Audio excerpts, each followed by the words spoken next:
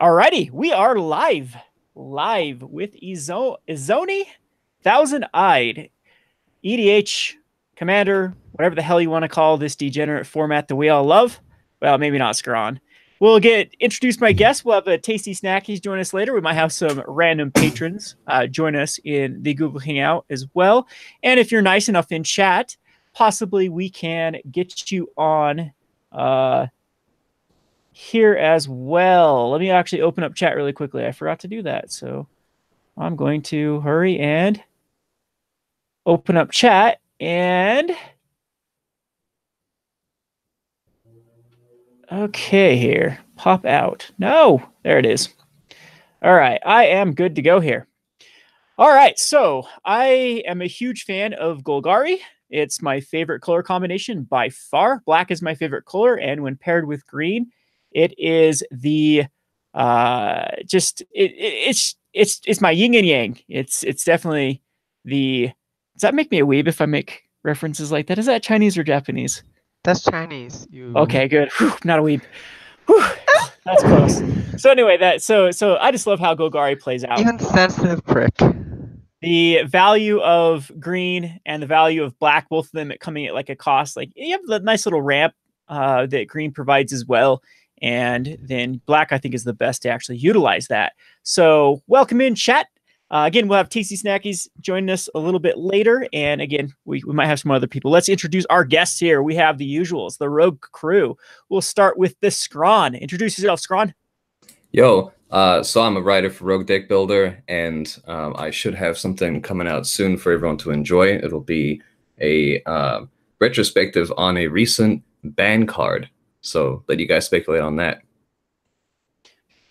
Okay, Scrawn is a great writer. If you're not familiar with Scrawn's work, you have to go. It's the one reason to actually check out roguedeckbuilder.com, because the rest of us are kind of lazy and don't put out good articles, but Scrawn puts out great articles at Rogue Deck Builder. So yeah, go give Scrawn some love and upvote, whatever. Do you upvote on Rogue Deck Builder? Is that how it works? I think you can, right? I just shared around, and it's a very, very, very good articles. All right, we have Arya. Yeah, I'm just like a little puppet master, kind of in the background of Rogue Deck Builder. Also, I write good articles too when I write them, but you've been having me learn how to edit videos. Yeah, but I thought you had a bunch of articles that were supposed to come out and never did. But yeah, whatever, I do. Whatever. I do. Whatever. I've been distracted. Whatever. Me too. At least today, though, I actually got some things done. Hopefully my attitudes changed a little bit. I've been pretty much a downer on Magic for the past couple months, but I'm really liking this Ravnica stuff so far. It's You've been changing your mind like a girl changes clothes. Yeah, pretty much. When it comes to games, of course, like yeah, that's I go through definite crazy mood swings when it comes to how I feel about my games. All right, so anyway, let's just talk about what we're brewing here. I'm going to show Izoni here. I'm going to pull it up on the screen. See how professional we can get here. Screen share. This should show it to the entire YouTubes, right?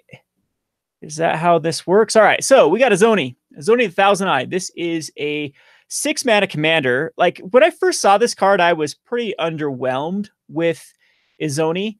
It just seemed to be over cost even for commander for what it did.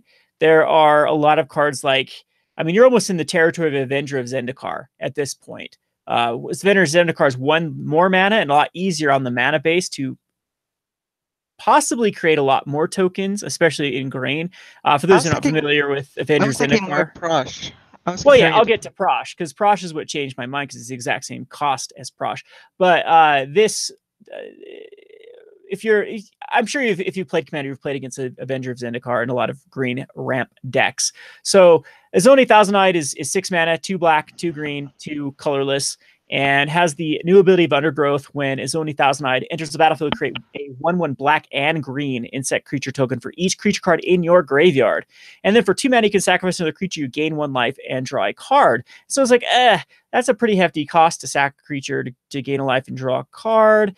Yeah, a lot of this is going to require a lot of build around with, as far as, I mean, look at Sidisi compared to Izoni, where you have like a constant stream of zombies is this card actually good? And then I did remember Prosh and how broken Prosh is with cards like Food Chain and Ashnod's Altar and Phyrexian Altar and Earthcraft. So those are all going to be cards that are going to be shoe-ins for this deck. We are going to go degenerate with the deck. Maybe not like as degenerate as possible with the insane mana bases, but as far as like accessible degenerate cards, we're definitely going to include in this list. So I've pulled up the MTGO here, and Savra is not the the card, the commander, of course, but Savra is going to be in this brew. So chat can definitely shout out cards that we want to brew. We want this to be a brewing experience for everyone involved, and we are going to create kind of a community deck. So I'm going to start off with the cards that I definitely want in here. So these are pet cards that go in almost every green deck that I create. Hold on. We have a Debbie Downer. Mark is saying this is strictly worse Prosh. I doubt it. Like Prosh, I get it. You have access to red, which has Perforose Impact Tremors. I don't actually think black has plenty though. Not Earthlink. Earthlink sucks. Earthcraft. Earthcraft is the card I'm looking for. So Earthcraft, if it is a reserve list card, if you haven't picked up your Earthcraft, this card is, what is it going for? It's extremely expensive at the moment. And it's one of those cards that's going to continue just to go up in value. So I've got Earthcraft here, $65 card, 65 bones for Earthcraft.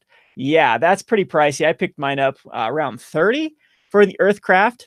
And unfortunately, this is on the reserve list. It is one of those very degenerate cards that they try to fix by creating a card called Cryptolith Right. I'm not even sure this deck wants a Cryptolith Right, to be honest. It definitely does want an Earthcraft because you can tap an untapped creature control to untap target basic land. So all those tokens that are coming in from Izoni are going to be able to then tap for mana. So they are going to add towards recasting Izoni over and over and over. That's exactly how Food Chain works. So speak of the devil, the next card is going to be the dreaded Food Chain. Food Chain is a exile creature you control, add X mana of any color, where X is 1 plus the exile creature's converted mana cost. Spend this mana only to cast creature spells. So it works with your commander because the commander then can be exiled with Food Chain, go back to the command zone, add the amount of mana equal to its converted mana cost, which will be 6 plus 1, it will be 7. But it's adding a bunch of 1/1 black insect creature tokens as it comes into play. Now, where this is probably a strictly worse card when compared to Prosh versus Izoni, Prosh, this is an infinite combo. How do you spell? It's double S, right? For Prosh. Prosh. So Prosh. Yes. So Prosh is infinite with Food Chain because when Prosh comes into the battlefield, it's creating that many tokens for its convert, like the cost that you cast Prosh as. So it's always going to be net up mana with just, throwing Prosh and then recasting it over and over with Food Chain and sacrificing the Cobbleds as well, exiling the Cobbleds. So works really with Impact Tremors and Perforose because those are ATB effect, not die effect. A bunch of the cards that we're probably going to have to use in this version are going to be die effect. So it doesn't have as good of a combo with Food Chain.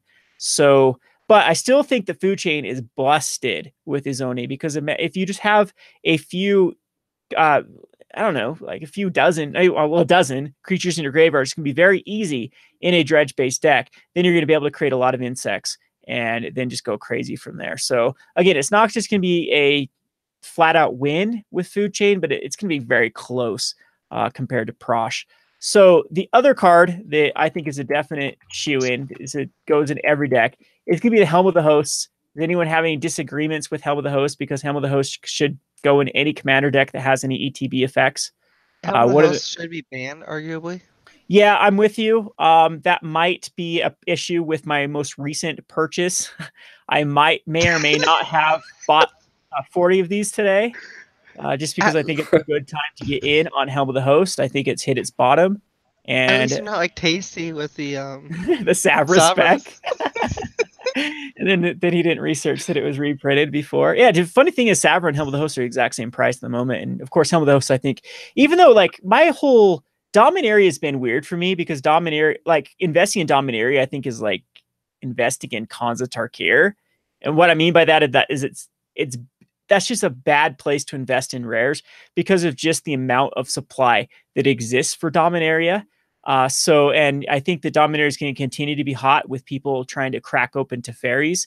Teferi is going to have the vast majority of the value of especially foil Teferis. I think actually foil Teferis might come down to Earth with the Planeswalker decks that you can purchase from Hasbro. But the Teferi, people are going to be chasing Teferi for a long time. And so it means that the boxes are going to continue to be cracked. Ravels Ixalan, does anyone even buy those packs anymore? I highly doubt it. So those type of cards are just going to continue to increase in value. And we're going to see a lot of those commander cards go up. Anyway, this isn't a Market Monday video, so let's shut up about the MTG Finance. Another card that I think is a shoe in here is Savra. So Savra, I think, works really well with our sacrifice type deck, because Savra says whenever you sacrifice a black creature, you may pay 2 life. If you do, each other player sacrifices a creature, and whenever you sacrifice a green creature, you may gain 2 life. The gain 2 life is just pretty meh. The part that is really good with Savra is the making your opponents sacrifice a creature. And these are black-green insect tokens. They're not one or the other. One of the things that I've had a problem sometimes building, like I've built a Savra EDH deck before, is I tend to go all out on the black creatures tokens but not on the green. And then you actually do start to run out of life. But this ability, this Grave Pact on a card, is very, very powerful. EDH is full of indestructible. It's full of hexproof. It's full of lots of just degenerate things on creatures, especially when they put lightning greaves. This is your way around it, is forcing your opponent to sacrifice creatures. All right, so I had one other card in mind. Well, oh yeah, never mind. I have a few other cards, and then we'll turn the time over to other people. Ashnod's Altar is just busted. Being able to sacrifice those insects to then add towards just sacrificing one insect pays for the next time that you cast your commander. So you can definitely net up a bazillion mana by just Ashnod's Altar and then recasting your commander. If you can then somehow, like Earthcraft and Ashnod's Altar is definitely infinite or at least close to infinite with Izoni. And then the other one is Phyrexian Altar. I'd include both of these in the deck. Alrighty. Also, the Blood Artist effects and internal witness yes, effects. We're going to get to that. So I guess that you can talk us through the Blood Artist effects. Let me pull back chat up. So if you have anything that I need to see in chat, at me, it highlights it. So at Rogue Deck Builder. Otherwise, it gets kind of buried in the chat. So let's go the Blood Artist type effect. So we have a new one. I don't know if this one is just too slow, but I think we would probably want to include the vast majority of these. Poison Tip. Does it have a hyphen? Poison. Yep, there it is. Poison Tip Archer is a Blood Artist effect. Okay. We have what? Zulaport Cutthroat. Yeah, there's Zulaport Cutthroat. There's Blood Artist at 2 mana. There's Falconwrath Aristocrat. No, Falconwrath Noble, my bad. Aristocrat's a good one. Yep, that one's pretty good. Blood Artiste. Okay. And do we want to run the 4 mana one? I guess we have the other one. That was called Falconwrath Noble, right? Yeah, it was Falconwrath Noble. I think Poison Tipped Archer is strictly better because Falconwrath Noble is the targeting. It targets. Yeah, it's like Death Touch and Reach is much more useful than flying. 4 is probably the right number that we want in here because we do want to find one of these. And I'm sure there's some other like enchantment effects that do the same. What really makes we want this deck to be as creatures as possible because we're going to be dredging them. And I'm sure that a lot of this is going to be adding a lot of ways to get back creatures from your graveyard to the battlefield. Like I'm even thinking of some of the Lilianas that could go in here or just other creatures and they animate other creatures. So this Liliana Heretical Healer absolutely needs to be in this deck. I agree. So we'll allow Liliana. Lily. Uh-oh, that is freeze up here on MTGO. There we go. You can't search Liliana, otherwise it freezes up. Liliana Heretical Healer is a good card in here. The backside of Liliana Heretical Healer is return target non-legendary creature with the converted mana cost X less from graveyard to battlefield. But if you can get Liliana up to -8, then you get an emblem where whenever a creature dies, return to the battlefield under your control and next end step. So yeah, Lily Heretical Heal also is going to flip and give you a 2/2 zombie. So I think it's just value city with Izoni. So like, how do you feel about doubling season? Oh, speaking this of, deck? something else I want to mention is with Eternal Witness, Defiant Necromancer can bring back Eternal Witness and then dies, and you can bring back Liliana, and it's a loop. Defiant Necro. Oh, the Liliana Defiant yeah. Necromancer. Yep. The flip So side. we'll get to the Eternal. Yeah, we'll definitely need to get to Eternal Witness. I think doubling season will probably have enough things in here to make it worthwhile. So we'll put it off to the side here. Your suggestions when you get in here. Oh, is Tasty saying stuff here? He's complaining. So what about Scrawn? Let's get some I think ideas from you, doubling season invites use of more planeswalkers. Tasty Snackies earlier in the chat was making some suggestions like Birthing Pod, and I think really you can take advantage of the creature-heavy build to utilize a toolbox feature. Yeah, Birthing Pod I think is degenerate enough for sure. Yeah, he also suggested Fecundity, which I'd agree with. We can find that on creatures. I agree. Yeah, I think that sounds about right. There's actually a creature from Ravnica that is Fecundity. So, like, I'll put it over here. I'm sure that we'll have to do a lot. This is the problem with Commander. When I started playing Commander back during Dark Ascension, there was a lot less cards to work with, and it was a lot less redundant. You played what you could. But nowadays, man, I am cutting whenever a new set comes out, I am cutting powerful cards out of Animar. Like now, the only thing that exists in Animar is like broken cards that work with it. And I'm like, okay, is this even more broken? Like Battle Bond gave me the imaginative Toothy and the imaginative whatever the combo was there. And it was like, wow, this is just strictly better value than like Borderland Ranger or something like that. That replaced itself and gave you a land because two creatures that then can have even a bigger upside. So I think a Skull Clamp is a necessary evil. Fecundity definitely in here. Like I know that this type of ability can definitely exist on creatures, and we might be able to find a better. So that's going to be a guiding theme, isn't it? Where if we're going to have an effect that we desire for the deck, we're going to have to weigh that up against whether it is available in creature form and whether we want to reinforce that. For instance, Tasty also recommended a trio of Grave Pact, Dictate of Erebos, and Butcher of Malakir. It may be that only Butcher of Malakir is worthwhile of all of those. Usually, almost every black deck that I do put Grave Pact but yeah, on a creature, didn't they print a new one too? It's just like Butcher. Was that a Battle Bond? No, that was it was actually in. I know it's like a recent set. Battle for Zendikar. It was a Devoid. Oh, speaking of the Skull Clamp on a stick, there we go. It's what's the Eldrazi? It does the same thing Fecundity does. There we go. Like again, I think that if we go too heavy on non-creatures, the deck's gonna suffer. Smothering Abomination. Smothering Abomination does what Fecundity does and doesn't feed your opponent. The problem I've had with Fecundity is I end up breaking. It feels like Intruder Alarm. If anyone ever played Intruder Alarm in modern in EDH, it's like if you cast it and don't win, you're gonna make it someone else win. So I feel like that might be the problem with Fecundity. Let's get to some of the comments here. Blade of Selves or Panharmonicon. I've not been the biggest fan of Blade of Selves, but in this deck it might work if we have a bunch of like Eternal Witness type stuff. Blade of Selves. So we'll put this in here right now. That's a non-creature. Let's see. Let's put that over here. So quick creature has Myriad. It's super good when you throw this on like an Eternal Witness or any ETB effect, or even on any sort of effect that then you can go off on. You actually have you actually have these. Oh yeah, in a combat. So you definitely want ETB. You don't want to have to wait for your main phase 2.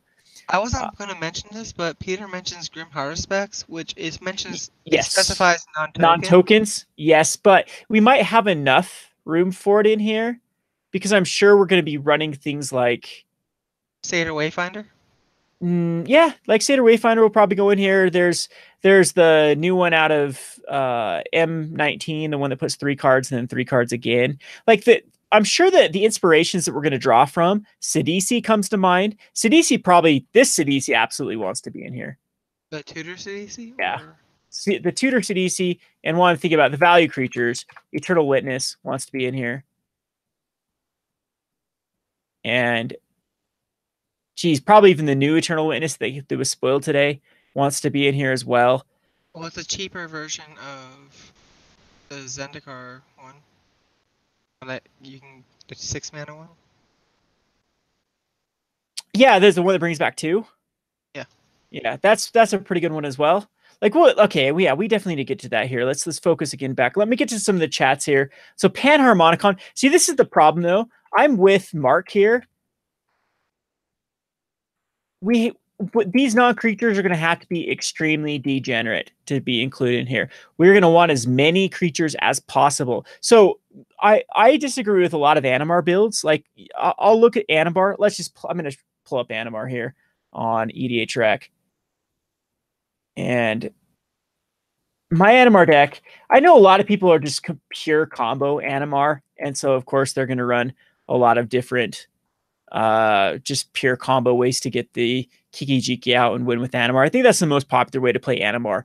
But you can see, like, if you look through these, like Vivian Reed, why the hell would you ever put a Vivian Reed in Animar? That is a bad target to put in Animar. You want creatures in... Ooh, what's this? That card sucks. Don't put that in Animar. Look at these new cards that I haven't even thought about updating Animar with any cards that came out of Commander 2018.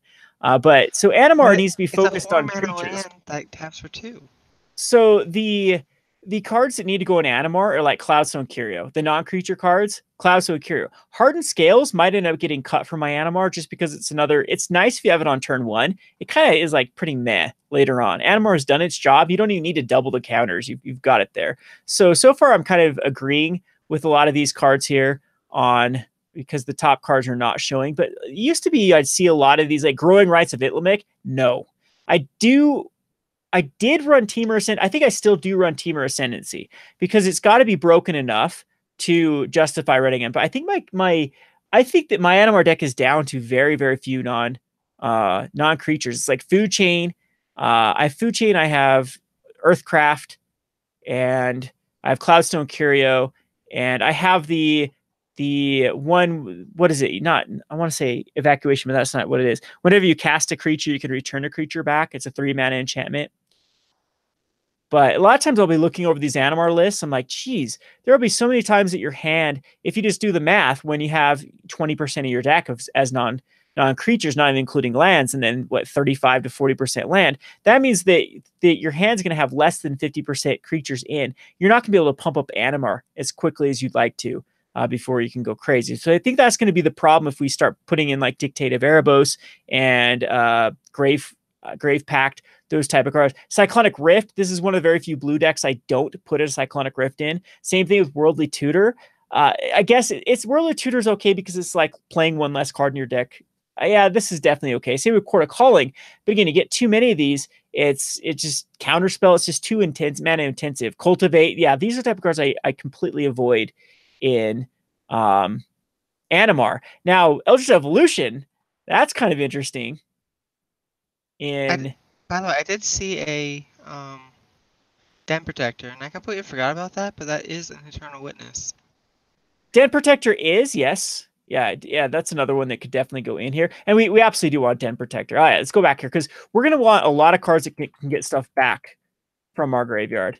So Den Protector is another good one. What was the card I was just looking at in Animar that I was like, oh, that could go in here? Oh, Eldritch Evolution.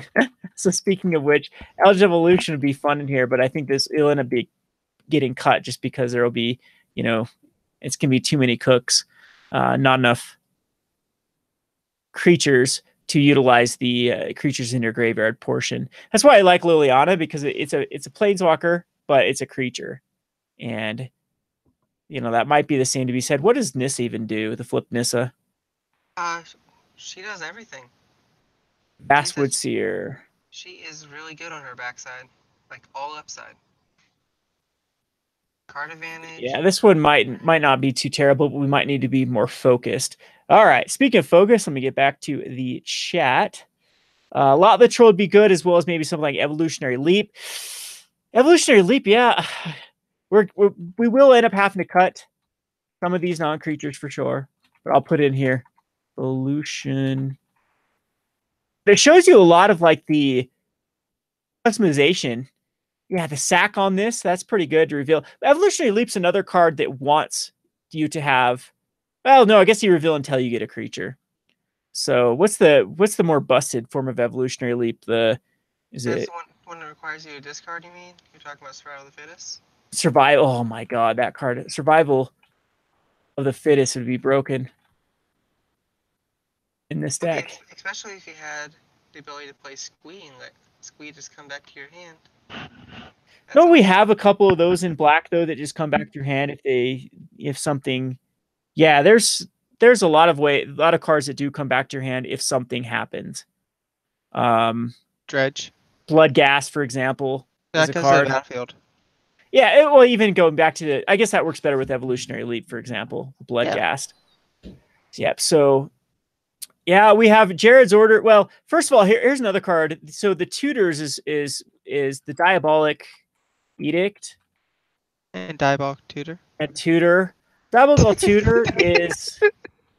You gotta have the lesbian art.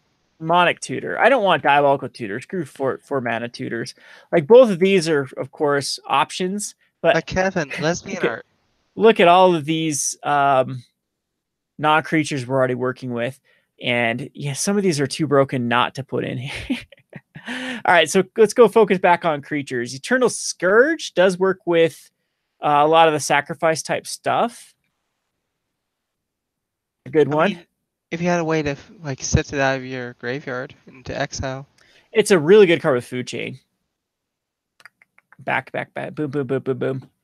Reassembly Skeleton, Jose, I don't think is going to be good enough for the deck. But it does have a lot of combos with Reassembly Skeleton. We'll put it in here for now. I use this in Tayson and it ends up being pretty good with like the Earthcraft. So it might actually be good enough here. Oh, geez, I forgot about the other busted card. This card is just gross with the commander. Nim Death Metal is infinite with Ashnod's Altar. Ashnod's Altar, Nim Death Metal, and Izoni is a pretty crazy combo. But look at all these non-creatures. Ugh. Yeah, you're going to have to cut down depending on how you feel about... You'll have some customization. That's what I'm trying to say here. But Smothering Abomination, that's a great one. All right, so... Lotless Troll, I think we can get a better ability than Lotless Troll. It's because just discarding a card is not where we want to be to possibly adding like a big beater. So I don't like Lotless Troll here. How does Scrawn feel? Scrawn got bored and left. All right. Well, Lotless Troll, I think, is pushing in a different direction to where the deck wants to go. I think we're probably going to want to think about what you can criticize about the commander. So what I'm getting at with this is there was a comment made early in the chat which said, well, why don't you just play Prosh instead of this? And in looking for things to build into the combo, it's good to keep ourselves open to cards that can dip into other strategies. So maybe it's true that Prosh wins out in terms of sheer combo, but it's worth exploring what edge that Izoni can have against Prosh if you weigh them out against each other. So Izoni has the long game. Well, one key difference in looking over it, I mean, it has the activated ability, which you could say is outright inferior for having an activation cost and being less spammy, but it gains 1 life and draws a card. Now, drawing a card, that can work with Dredge to kickstart things. So if you're cleaned out by some sort of mass wipe effect, what have you, in Commander, it's easier to get things going again with that draw effect. So if you have something in your graveyard. So I think maybe a handful of Dredge creatures ought to make their way into this. And yes, absolutely. More specifically... Speaking of being wiped out, sure. If you get a Bajuga Bog hit on your graveyard, Rift Sleeper is a fun card. I do like Rift Sleeper. Does anyone remember Rift Sleeper? Would that be impactful enough? Because you're going to not always be getting Bajuka bogged, right? It won't always be cleaned out. I think if you No, but can, there's other graveyard hate. yeah, I think there are things you can do to restart, and I don't think Lotleth Troll is necessarily the way to go to it because it invites too much of wanting to take advantage of discarding effects and hand stuff. And if we're playing with the hand, I would rather go the route of something like Cadaverous Bloom to feed into a combo kickoff. And I think we can more specifically think about, can the card draw ability be relevant on this commander against Prosh? Yeah, there's just, now that I'm looking at it, there's so many ways to go with this commander too. Because now looking at like Ramming Up Excavator, you could go a whole different, the Mending of Dominaria, for example. Well, I was actually going to recommend, like, this seemed like a pretty decent creature for my stacks type build that I have. You could go stacks with it. Yeah, you could definitely go stacks with this stupid commander something- too. Two Something things come that's to really mind for fun me. with token type decks is to actually run like Illness in the Ranks and Virulent Plague, and then run cards like Whenever a creature dies, you was it Balustrade Spy? That's when it dies, right? Where then you just mill yourself and then win the game. yeah, I'm trying to remember what this card is. It's not No Mercy. It's While you're thinking of that, Arya, I've got two suggestions I'd like to make for the deck. Tainted Aether, that's the one. All right. Whenever a creature enters the battlefield, its controller sacrifices a creature or land. Well, that didn't take long. That's a Is it pretty good really- memory. If is I it really- forget something, I tend to have to dwell on it a bit longer. No, I really like this card, especially if you like put in like Forbidden Orchard, and if the creature dies to Virulent Plague, then they have to sacrifice a land or another creature with Tainted Aether. And if you're making a bunch of tokens, then you get to like trigger a bunch of sacrifice effects on your side of the field, which then can in turn trigger a bunch of sacrifice effects that just kind of chain react. I wonder what the cutoffs for Dredge for being good is. Something like a Golgari Brown scale, or I like Necroplasm. If I think that Necroplasm is a super sweet tech in Commander. I've had a lot of success with it.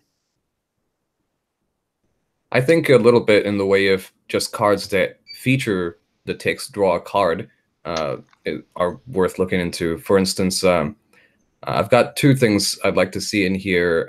Solemn Simulacrum as part of the ramp package, because it has Sucker and death Tri trigger. Builder.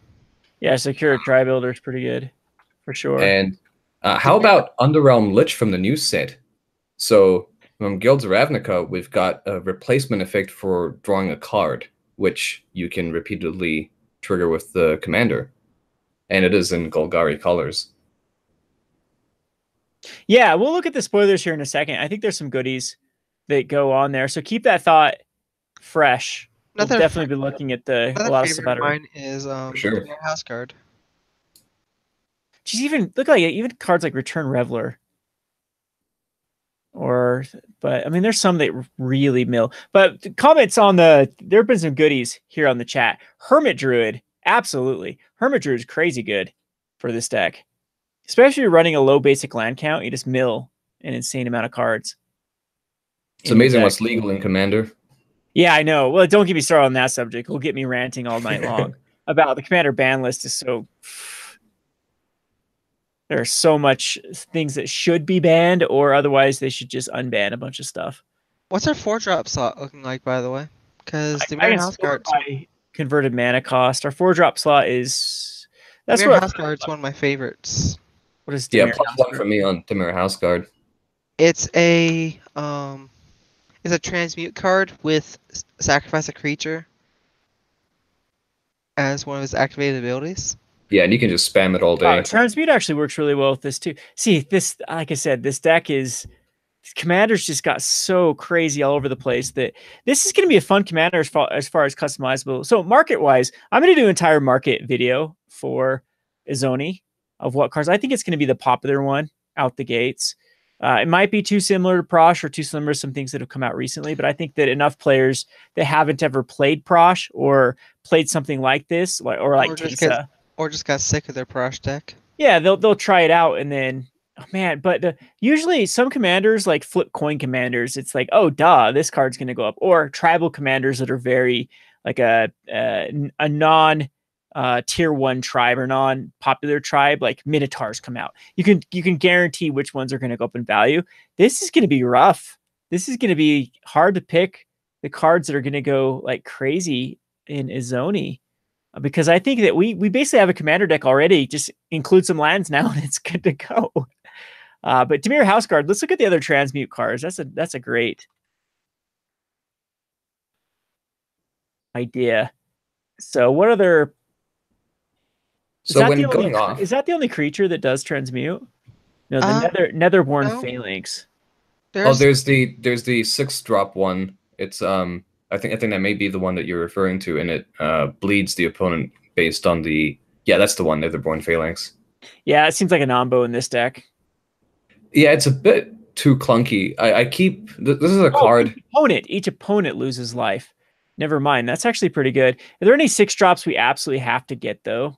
So far, we only have Green Ward. Doubling Season, if you're into that. That's 5. That's... Doubling Season's 5. Oh, okay. Excuse me. Yeah, it should be 6. That card should be 7. Card should be a bazillion. You do have Shred Memory at the 2-drop slot. It's a instant though. Yeah, I'm not a big fan of Shred Memory. Oh wow! That just here's more creatures. Buried Alive. Is this something we want Buried Alive in? Do we? How are we? Does our graveyard really matter? I'm not sure how. I think it's not so much like what's in the graveyard. It's just that you have something in the graveyard. Yeah, I know. So maybe Buried Alive isn't where we want to be. It's not like you're playing Alesha and you're building a toolbox or something. Yeah, or a full graveyard reanimation strategy, which this deck could go, by the way. It could go completely like into Marin. like a Balthor. Like thoughts on... Yeah, or a Marin. Geez, Marin's another great inspiration to look for cards. Thoughts on Stitcher's Supplier? That is one. Stitcher Supplier, I think, is just going to be too weak for the build. It's not enough impact for a commander, huh? Yeah, I don't think it's going to mill enough. I'm going to put in... Yeah, I don't know. Okay. Someone mentions Jared's Order, too. Jared's Order is very similar to Buried Alive. Because Jared's Order... Just have 2 creatures, put 1 into your hand and the other into your graveyard. So, I don't know. At 4 mana, I think there's better things you can do for 4 mana. It is a tutor, and it's specifically a tutor in your graveyard as well. There might be a lot more Graveyard Matters cards. I'm trying to think of all the cards that I have, because you could go get a Dredger. Like, how important is to get a Dredge card and then start immediately dredging going to be? See, I think that... I don't know if that it actually is as important as something like in Balthor, because I don't know if you're getting it out. See, there you go. There's another one with Razaketh mentioned in the chat. Razaketh is awesome if we're reanimating, if we have any sort of reanimation strategy here. With the, I mean, we could even put like Chainer in this deck if that is the route you want to go with Izoni. And I don't know if it is the route that I want to go. That's a pretty hefty mana cost. Like, I freaking love Chainer. Chainer's so good. You pay 3 life and pay 3 black, and you get any creature. Yeah, so Chainer, this is an underrated card. I can't believe this card hasn't gone crazy, because this is... I put this in so many decks. Like, you can literally put this in any black deck, and it's a good call for Commander. So Chainer could... Yeah, both Chainer can go in here. What's this? What's the Praetor that everyone uses? The black one or the green one? Yeah, the black one. Both of them. Okay. The Shieldred, but again, this is something we'd have to have some sort of reanimation. What's the... I feel like it might work a bit too slowly. What's the sacrifice 3 creatures? card called? What, Dread Return? Dread Return. Dread Return probably has to go in this deck as well. Dread Return has to go in this deck, right? It seems pretty... Almost just for the utility of it. I mean, it's not necessarily a resurrection deck. You're just dredging it. It's crazy. Yeah. Do you remember Varol's? Varl? Yeah, Varls. see, you could go Varls as well, but then that would be more of like a lot literal build, I would say. I mean, it's just because each creature card in your graveyard has scavenge. Yeah, but I don't know if you want to be exiling your creatures out of your graveyard with this deck. Yeah, but it also has... No, because to sustain a combo, you wouldn't. See, I think that we're kind of going like you say that, but then there's also you put in Eternal Scourge. Eternal Scourge works very well with Varol's. It could be that you want to build a Varol's deck and put Eternal Scourge in it. Grinding Station is actually not Grinding Station. What's the Blasting Station? Well, Grinding Station too. An artifact. You sack an artifact with Grinding Station. Grinding Blasting is a creature.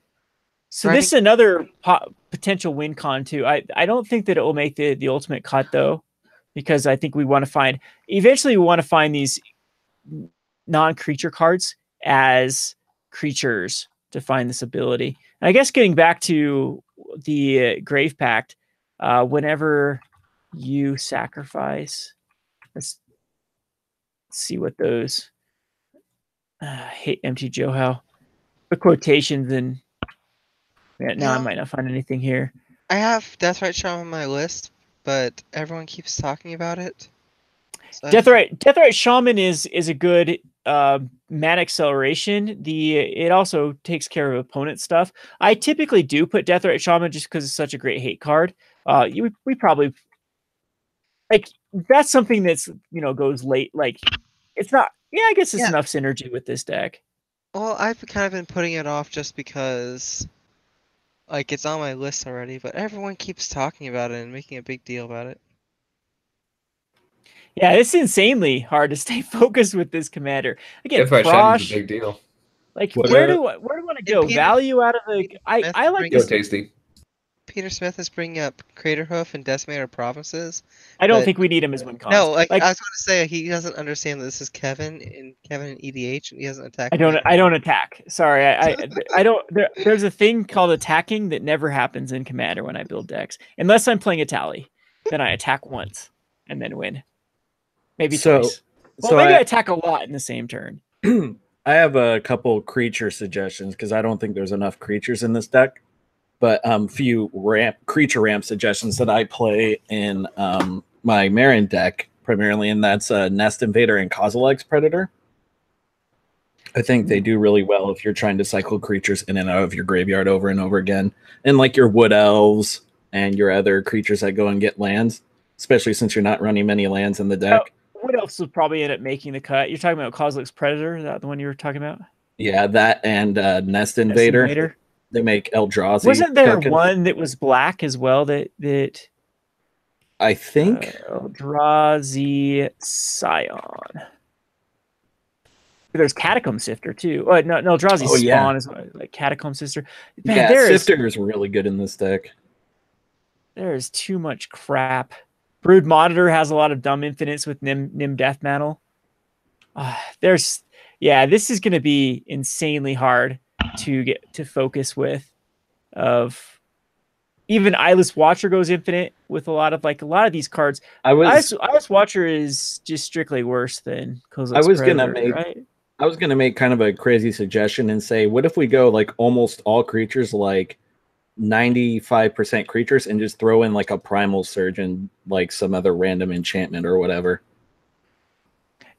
I mean, that's definitely a way to go. Definitely. Man, some of these non-creatures like Helm of the Host are just so busted. Maybe we'll end up cutting it though, just because there's too much Eldrazi Spawn. Do you want a Green Seeker at all? It's a 1-drop elf. So Corpse Hatch is just strictly worse than the other two. Dread Drone, it's just strictly worse as well. It's just a little bit down. Pawn of Ulamog, I forgot about this damn card. Yeah, that's what it is. That thing is busted in this sort of deck. Whenever a non-token creature dies. So I don't know if it actually is as good in this deck as it is in like Teysa. I think So there's a strictly busted better. in Teysa. I think there's a strictly better Pawn Share of Ulamog. Tortured Existence. How did we forget about Tortured Existence? Probably because it's another. That was one of my suggestions. Man, That that's is a like good way to my get your pet dredge back. Yeah, I'm with you. Like the mana cost low. Like there's a lot of these cards like Mania Dominaria that look good at first, but there are probably better ways to do it. Hell's Caretaker I've never been a fan of in Commander. Can I recommend a 4-mana Farhaven Elf, by the way? Because Quirion Trailblazer... Haven Elf? Well, Farhaven Elf, but it's a 4-mana one instead. So it's strictly worse, but I like it because the art, so I always run it. It's Quirion Trailblazer. Quirion Trailblazer. Art's blacked out. What about some form of board control like Acidic Slime or Reclamation Sage? Yes. Acidic Slime, isn't there a better one than Acidic Slime at this point? Or Indrik Stomp Howler? Not really, huh? Acidic Slime is still like top tier. I'm not running a bad card Bane just of because Progress. it's got Rebecca Gay artwork. I love it.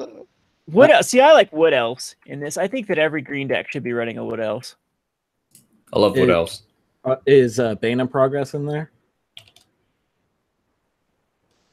Yeah, Bane of Progress would work if we don't really really rely on our enchantments and artifacts. I think this deck is going to want to rely on stuff. Mm-hmm. So, okay, where were we at with a lot of these cards? Let's go back to chat. Beta Progress. Oh yeah, you said like Acidic Slime. Acidic Slime usually goes Brutalizer Exarch. Isn't there one that just kills that's not a bad choice at all, actually. Isn't there one that just kills a... Yeah, Brutalizer can also tutor, right? Yep. That card is super good. It's so dumb on like Helm of the Host, yep. Yep. Which still needs to be banned. Is the Black Exarch any good? I can't remember what it does. Yes, it is. Yeah, it is. It's good as well. It's the Entomber Exarch. Yes, it's perfect for this deck. Because it gets creatures back from your graveyard. Oh, yeah. So, like, I like these type of things on a stick. Jesus, see, we're already full of a commander deck, and this deck right here would work. Lands, what about value lands? We of course want the Gear Reach Sanitarium. Miki Koro. Miko Koro. Do you know Center of the Sun. Each player draws a card. I don't know if we care about Miko Koro, actually. Oh, yeah. Guy Reach is better because it makes you discard. Yeah. Kevin, is it no brooch? No what? No breach? Brooch. No it's like a brooch, like a thing that you wear. B-R-O-O-C-H. B-R-O... Okay. A brooch. Brooch. You sound like you're saying birch. Discard your hand, counter target on a creature spell. That's a is that a reserve list card? Because that's kind of cool card. I'm not sure if it's reserve. I've never even seen this card before. That's crazy. That every day in Magic, there are like cards that I don't even. This is one of my favorite cards. It is not reserve list. 68 cents. Why do we not have this in Balthor? Why don't you have a lot of decks? I know, that's kind of cool. Like, well, because Balthor could give two shits less about what about Mind Slicer? If we're talking broken, what about that? Mind Slicer? Yeah. The one that makes every opponent discard their hand if it enters a graveyard or dies? It's okay. Yeah, and then we do have ways to utilize it. Like, I'll put it in here. Do you know what's even better? What's the Teysa card that is so busted when you sacrifice it? You can sacrifice a creature and make people discard 2 cards. Oh, I can't think of this card. Not the Guilty. Dothy Mind Ripper? Are you talking about that? No. It's a busted card out of Noth that I always go and tutor up first off, no matter what. Are you talking about the 5-mana skeleton? It's a 4-mana card, I believe. Where is it at? How is this not the first card on Sadistic Hypnotist? Yeah, it's 5 mana. Yeah. It's 5 mana. It's not a skeleton. It just looks skeletal in the art. Do we want to be bold enough and play 1 for nothing? or one with nothing. I mean, No, this is where you just discard your hand. yeah. No, why would we want that? Quit being bad. I think that's I'm missing just the saying. point. Is there anything that actually works with insects, by the way? Because this does create insects. Yeah, there are things that work for insects. Like a lot of Swarm them, yards of land. a lot of them have to be spiked with Hapatra, I believe. Oh, what about Mortal Kombat? Was it Hapatra that it's spiked with? Speaking of Mortal Kombat type abilities, here's a pet card of mine. It's called Deathmatch. This would be a fun card in this. Whenever a creature enters the battlefield, that creature's control may have target creature of their choice get -3/-3 until end of turn. This is such a fun card to play in Commander. If you're looking for a fun, spicy card, a lot of times your own stuff is very vulnerable, but this just ends up being a crazy, like a enchantment that sticks around that just wipes everyone's board. I run this in I think it's what's the Daxos Returned, because enchantments matter, and it's you put in a token and then it gives something -3/-3 and then you can just rinse and repeat with it. That's a fun card.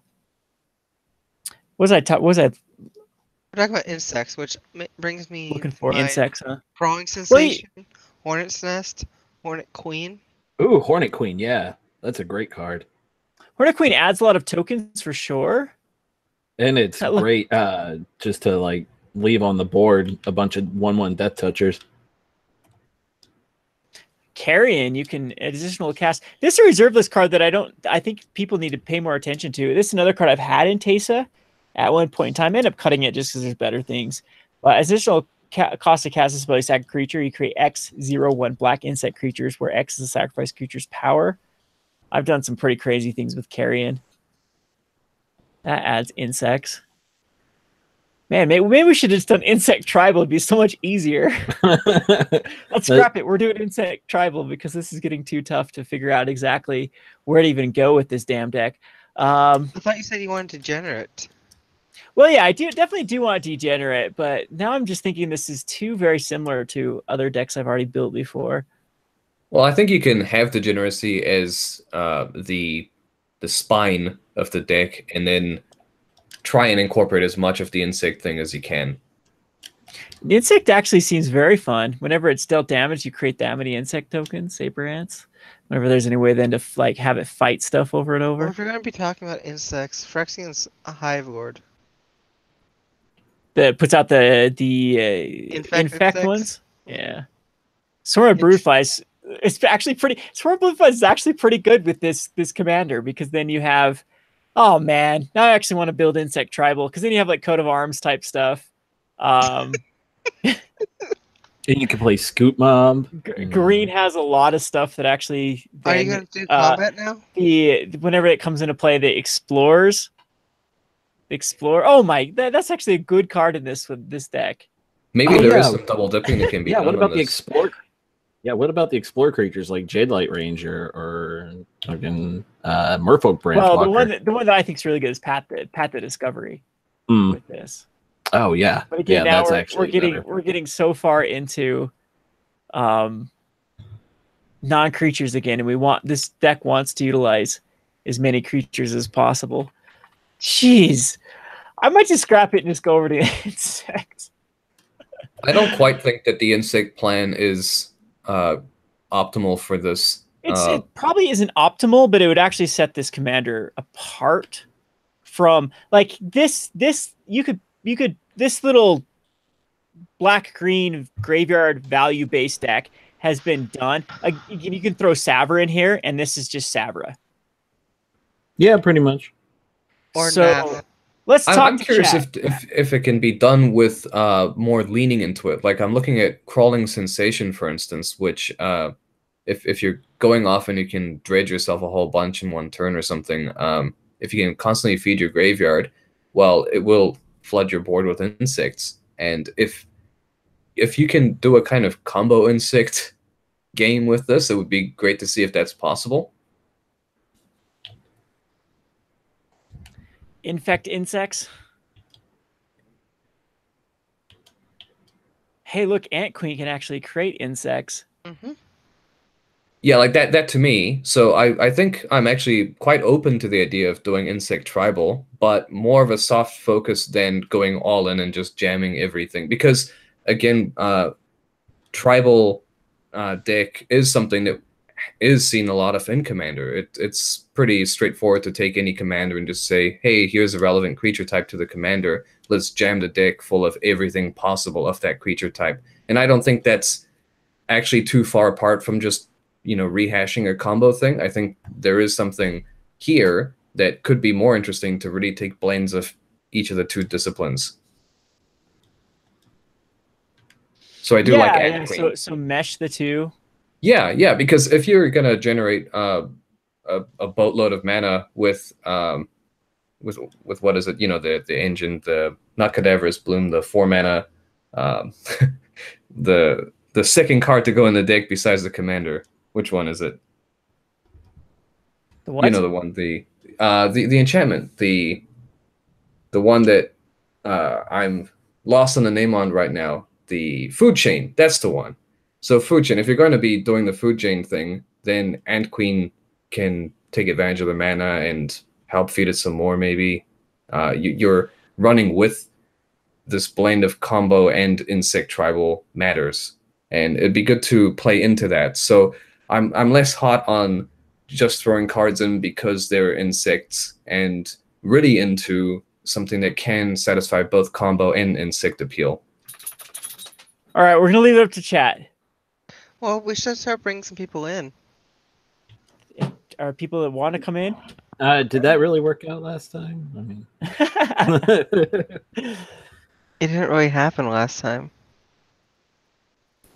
Insect actually seems like we can narrow it. See, this is the problem I'm having with this deck is, geez, it is just all over the place with. I mean, look, we already have 70 cards here. Literally filling up the rest with lands. We'd even have to cut 4 lands. Well, I think we could already get into some pruning. I think I think one angle that I'd like to tackle when it comes to pruning is the question of how much we really need cards that rely on upkeep triggers and tapping. So being that the deck's going to have a combo aspect to it, or at least is prone to it, the commander certainly invites cards that support that. I think maybe we could stand to cut something, even if it's some good stuff card like Sheoldred. It may actually be fine to cut something like that just to keep the deck, more focused in that direction. So Sheoldred could be replaced by something like Ant Queen or Crawling Sensation, something to really feed into a stronger theme. Because you see Sheoldred everywhere anyway, so it would actually be building into the uniqueness of the commander to cut some of these things that don't feed into. Ron, I'll let you finish here. But Kevin, why the fuck am I not modded anymore? Did I unmod you one time and forget to remod you? God damn it. I'm trying to put a link to the Discord. There you go. This is our unprofessional. It's our unprofessional way of telling you that you're fired, Arya. You are. Oh, a link to the Discord. Okay, so you can queue them up in Discord rather than. I was like, I thought you were gonna link the Hangouts link. I'm like, oh, geez, that's just opening up for. Yeah, that's what I mean. That's a bad one. All right, so yeah, so if you do do want in on this, all right, so I am on the. Let's take a vote here. So I'm all for really going in all on insect tribal because I think that it gives it a more unique approach. I'm looking at this and like, oh man, this is going to be a headache. We already have a deck here. This is very similar to Sabra's of the past. It's very similar to even how I even built Teysa to a point, or Prosh, or Marin, yeah, very, very similar to Marin. Like you could literally just throw Marin in here and this is the deck, right? Pretty much. Yeah. So I think that what set this aside is to go over on insect tribal. I'm in on insect tribal, mostly because I haven't really ever seen an insect tribal deck. So, and I do want to make a video out of this, by the way. So I think that we're about time to where. So I have a Patreon for those of you that don't know, because I don't shill my Patreon enough, like every second that I get, because I like money. But anyway, one of the things for Patreon is there is a commander spotlight. here, and I've done 2 videos for it, and so it's about ready to tick again for a 3rd video. And we could definitely do a highly edited video for this deck if it is something that's interesting. Like a lot of times I like to go back at some of my commanders. So the 2 decks I've done, I highly suggest you look these up because they're some of the videos I'm most proud of. It was like your King Makar one, right? King Makar and Balthor the Defiled. Both of those were, this will be another black deck. Wow, you got to see what color I play like crazy. Do you know I don't, at this moment in time, do not have a white commander deck at all? That's fine. Never mind, I do. And you know what? A lot of these cards actually go in that white commander deck. It is the sacrifice deck. It's that reserve list chick. Whenever a creature dies, put that many +1/+1 counters on it, or put a +1/+1 counter on it. So it's a Voltron plus sacrifice matters. It's from Mirage. Can't even think of the card. It's just I wanted to make a reserve list commander, and it's a pretty bad one. But why can't I think of the card? Fun deck. I want to showcase it. It's so funny though because it started off as like a Voltron and then it turned into a combo deck, like a Boon Weaver giant combo deck very, very quickly. Speaking of which, geez, what's that enchantment whenever you can sacrifice a creature to go tutor up a creature? Oh, fuck! I know what you're talking about. It's a green. It's from Urza's the bottle. Urza's Destiny. It is called the. It's a 4 mana. It's 4 mana. Talk about Natural Order.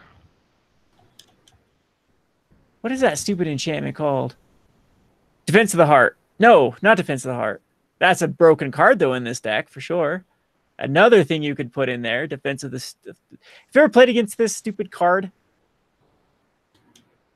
in Commander, this is a card that I 100% think should be banned. What card? Defense of the Heart. Oh yeah, the cheap ass tooth in there. Cancer.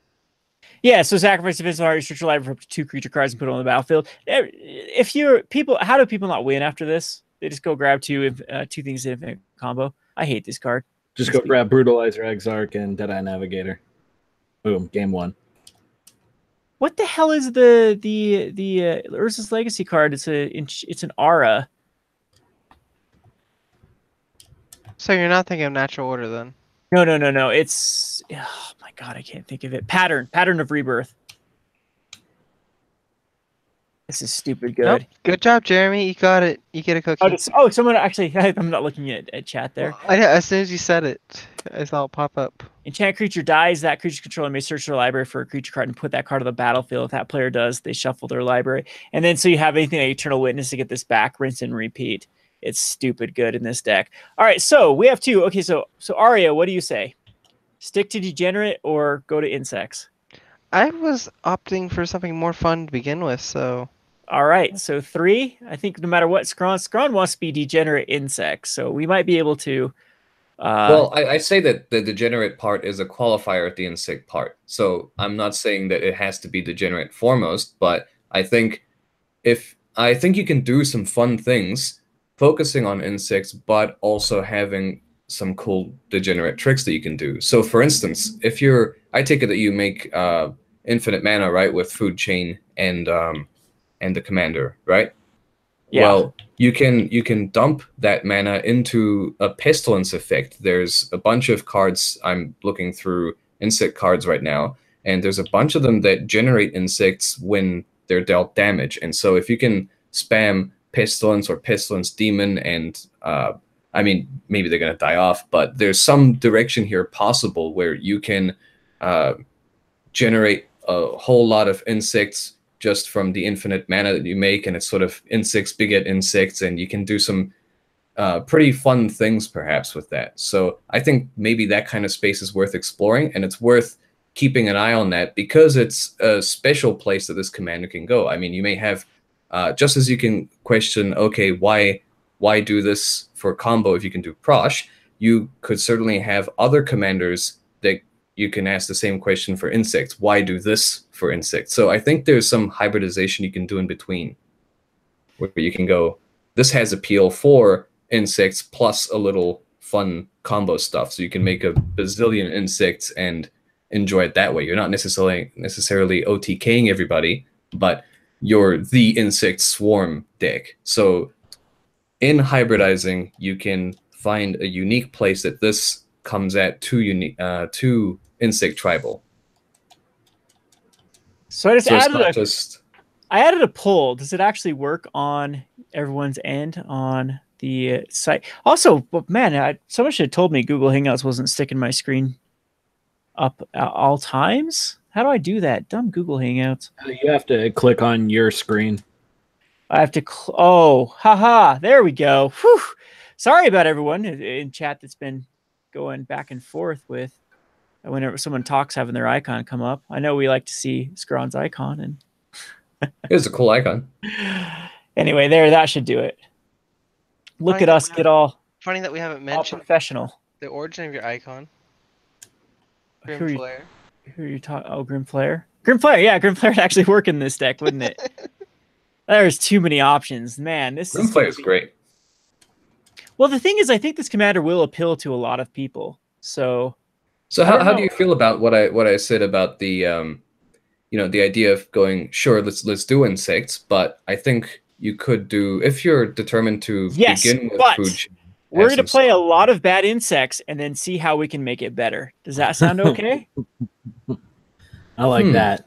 Trial by fire. We're going to start with all the bad insects, and then we're adding cards. So is that okay with chat? Does anyone have any? I guess you get enough information here with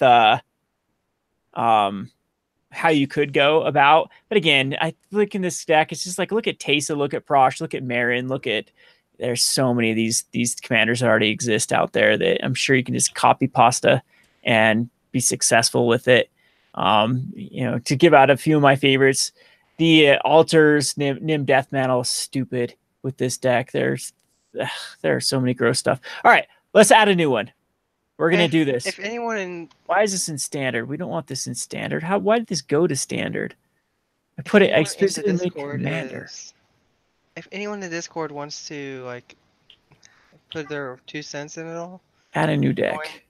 join a audio channel. Okay, I have a suggestion for. You mentioned something. Well, they can't go an audio channel because that won't come across. What will end up happening is you have to vet them, and then we'll have to give them a Google Hangouts link. Oh. That's the only way, because that's how it's set up. It's not set up traditionally. Okay, so it won't at all. Okay. No, it won't come through. Okay. Like if I'd have to set it up as a different type of stream, I was lazy and set this up as a Google Hangout because it's the way that you can actually schedule events. I don't know. I'll get better with YouTube with these live stream stuff eventually. Or Okay, so I have a maybe the suggestion. manager should. A perfect card, I think, for what I'm going on about with the hybrid between fun, janky, insect tribal, and combo potential. And that's Beacon of Creation. Because Beacon of Creation gives you a bunch of insects. Yeah, cool. Get some insect tokens, it's cute. But it shuffles itself back in. And if you are to combo off and go infinite with your infinite mana, you can spend out on infinite card draw, and you can redraw this card from your library over and over and make infinite insects. So It's in I here. think that's a pretty cool one. It is definitely in here. All right, let's look at all the insects, all the things that create insect. First of all, let's see insect token. Let's narrow it down to see what makes a, and then we can narrow it down to green and black and colorless. All right. So let's go by mana cost here. So first of all, the things that create a lot of insect tokens, because I think we're going to want to go pretty far on insect tokens. Symbiotic worm. We probably do want some sort of die. It's such a bad card, though. It's not, though, with the way we're going to go with if we do go food chain, though. Symbiotic worm. Yay or nay? beast. Yeah, the beast worm, itself. definitely.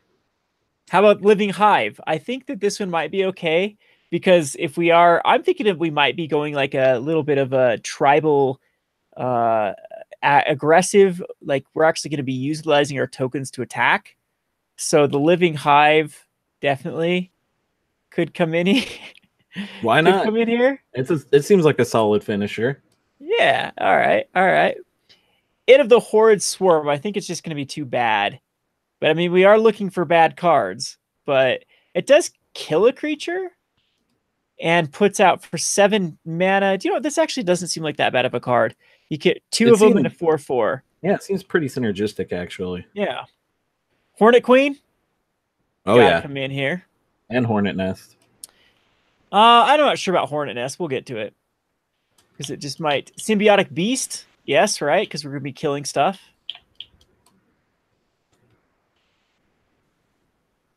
Let's go.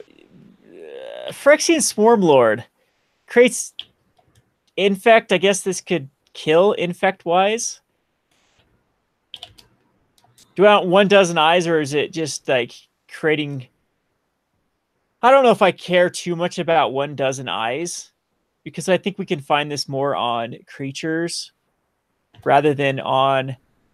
So how does everyone feel about the 1 dozen eyes? I'm not a big fan. I do like the creature focus whenever possible. Yep, I think it's the same thing here. Ant Queen, we've decided, wants to be in here. Can we find the Hornet Cannon? Whenever... Oh, here's a cool card. Hornet Cannon is so bad. Well, this Infested Rulehold's actually pretty good. Okay, I've got a pretty cool one.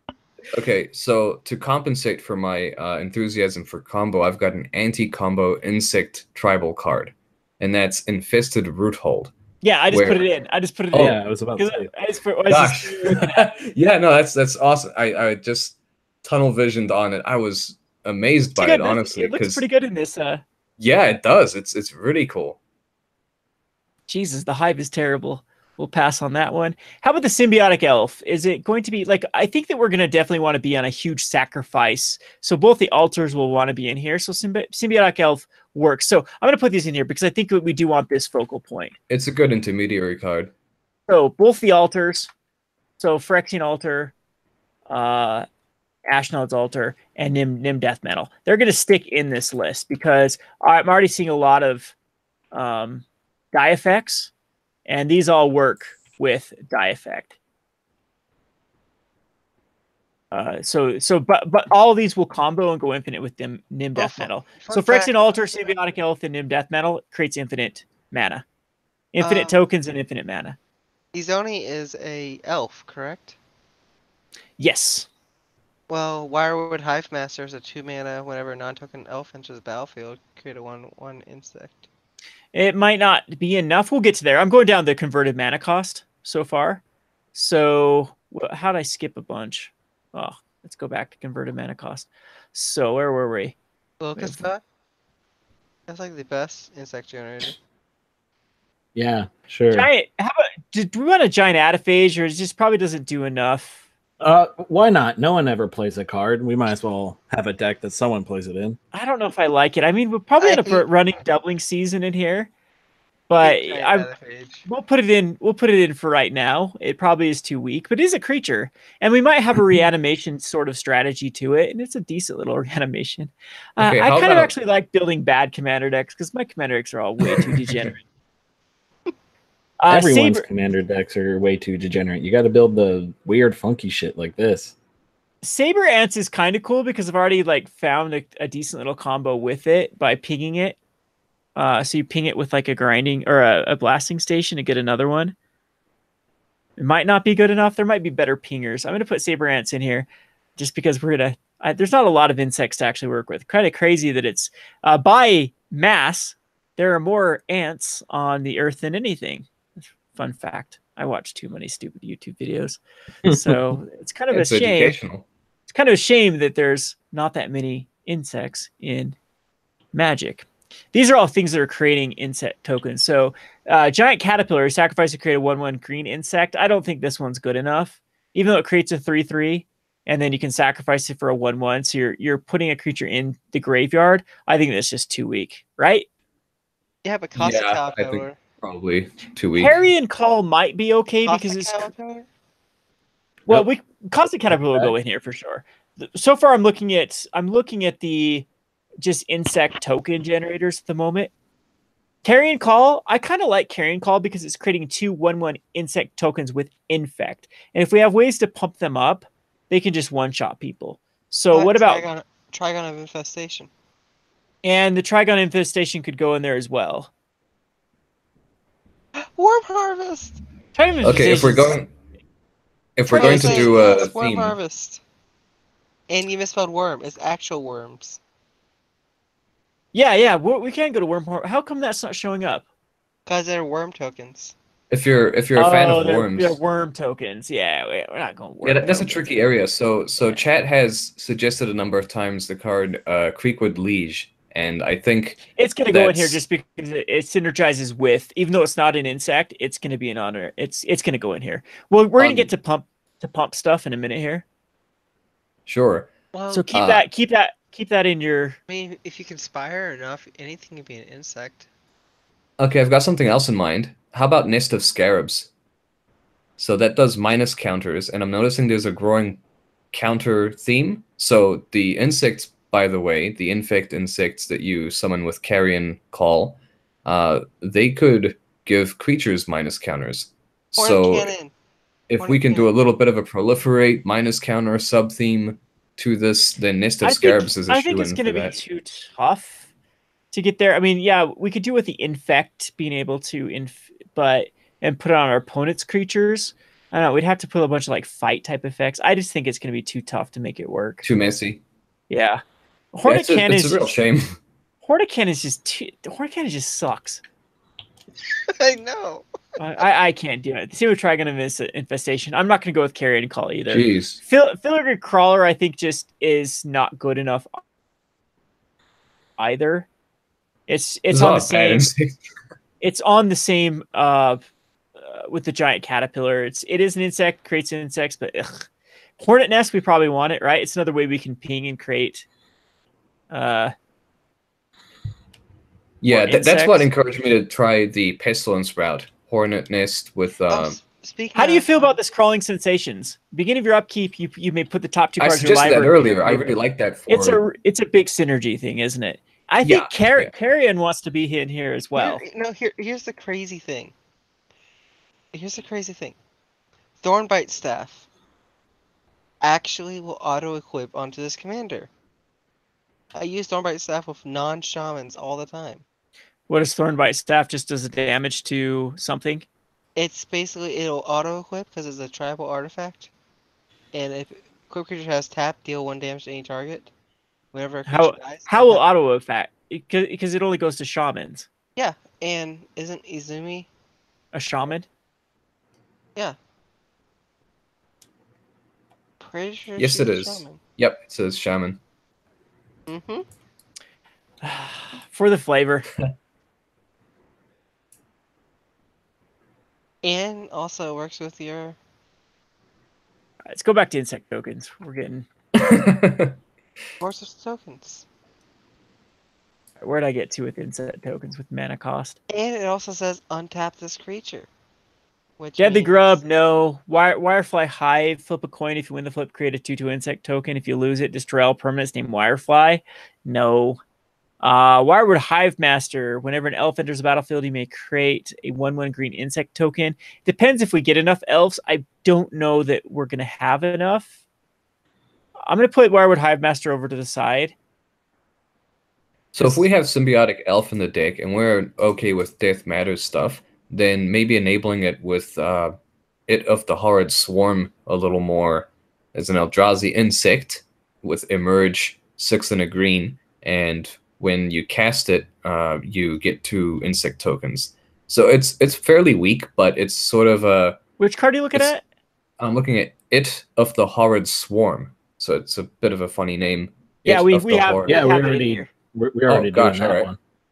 Wow, Nice. There's 3 of these. Whenever they take damage, they create damage insect tokens. I was focusing on those earlier, and yeah, they really got my attention. And I've cool. Yeah, we can definitely do a little bit of a theme with that for sure. Yeah, like you have. We need to give ways to give them indestructible. Yeah, so you have Pestilence and Pestilence Demon as outlets for that. Once you do give them indestructible, I guess you could do that. Isn't it that Eldrazi Monument that gives everything indestructible, and you have to sacrifice a creature at each upkeep to maintain it? See, look at this chat. We are getting a theme going here. This is a flavor theme. This isn't just. We sure are. Oh, I love flavor. I love degenerate flavor. It's the best thing. So definitely Eldrazi Monument. So do you want Pestilence in here, or do you think there's a better way to deal damage to each creature? In black and green, not really. Pestilence. And you're also gaining life, by the way. So when you do Isn't the there food a chain creature infinite mana pestilence, with the though? commander. Pestilence Demon. Yeah, Yeah. Yeah, Pestilence Pestilence Demon Demon is the other one. I see if there's a way to dish off a. You know, I would think to run both because you can tutor using the Dimmer House Guard for Pestilence.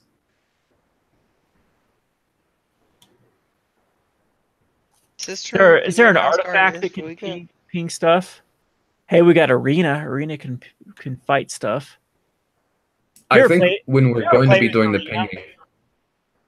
What's that? You ever played with Arena? It's kind of fun. I've tried. Yeah, it's kind of fun.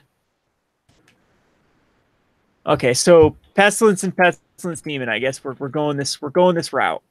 Sweet. So what's some other indestructible creatures get indestructible? You want to bring in Mark for a minute? You bring in whoever the hell you want. Okay. I don't care.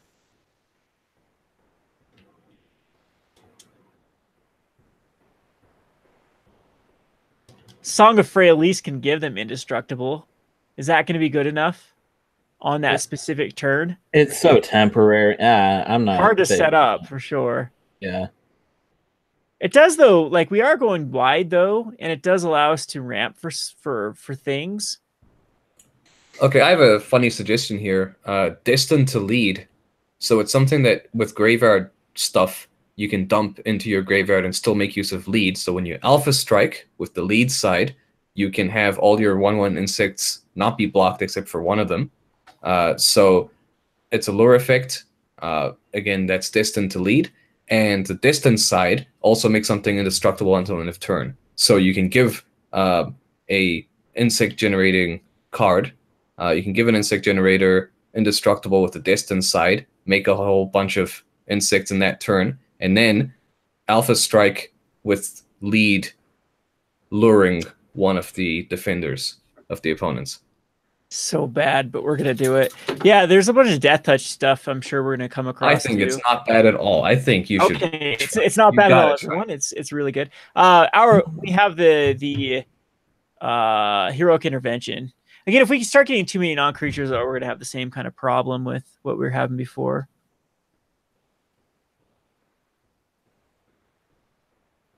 What else gives? Yeah, we have like the ways to give indestructibility through like Darksteel Plate.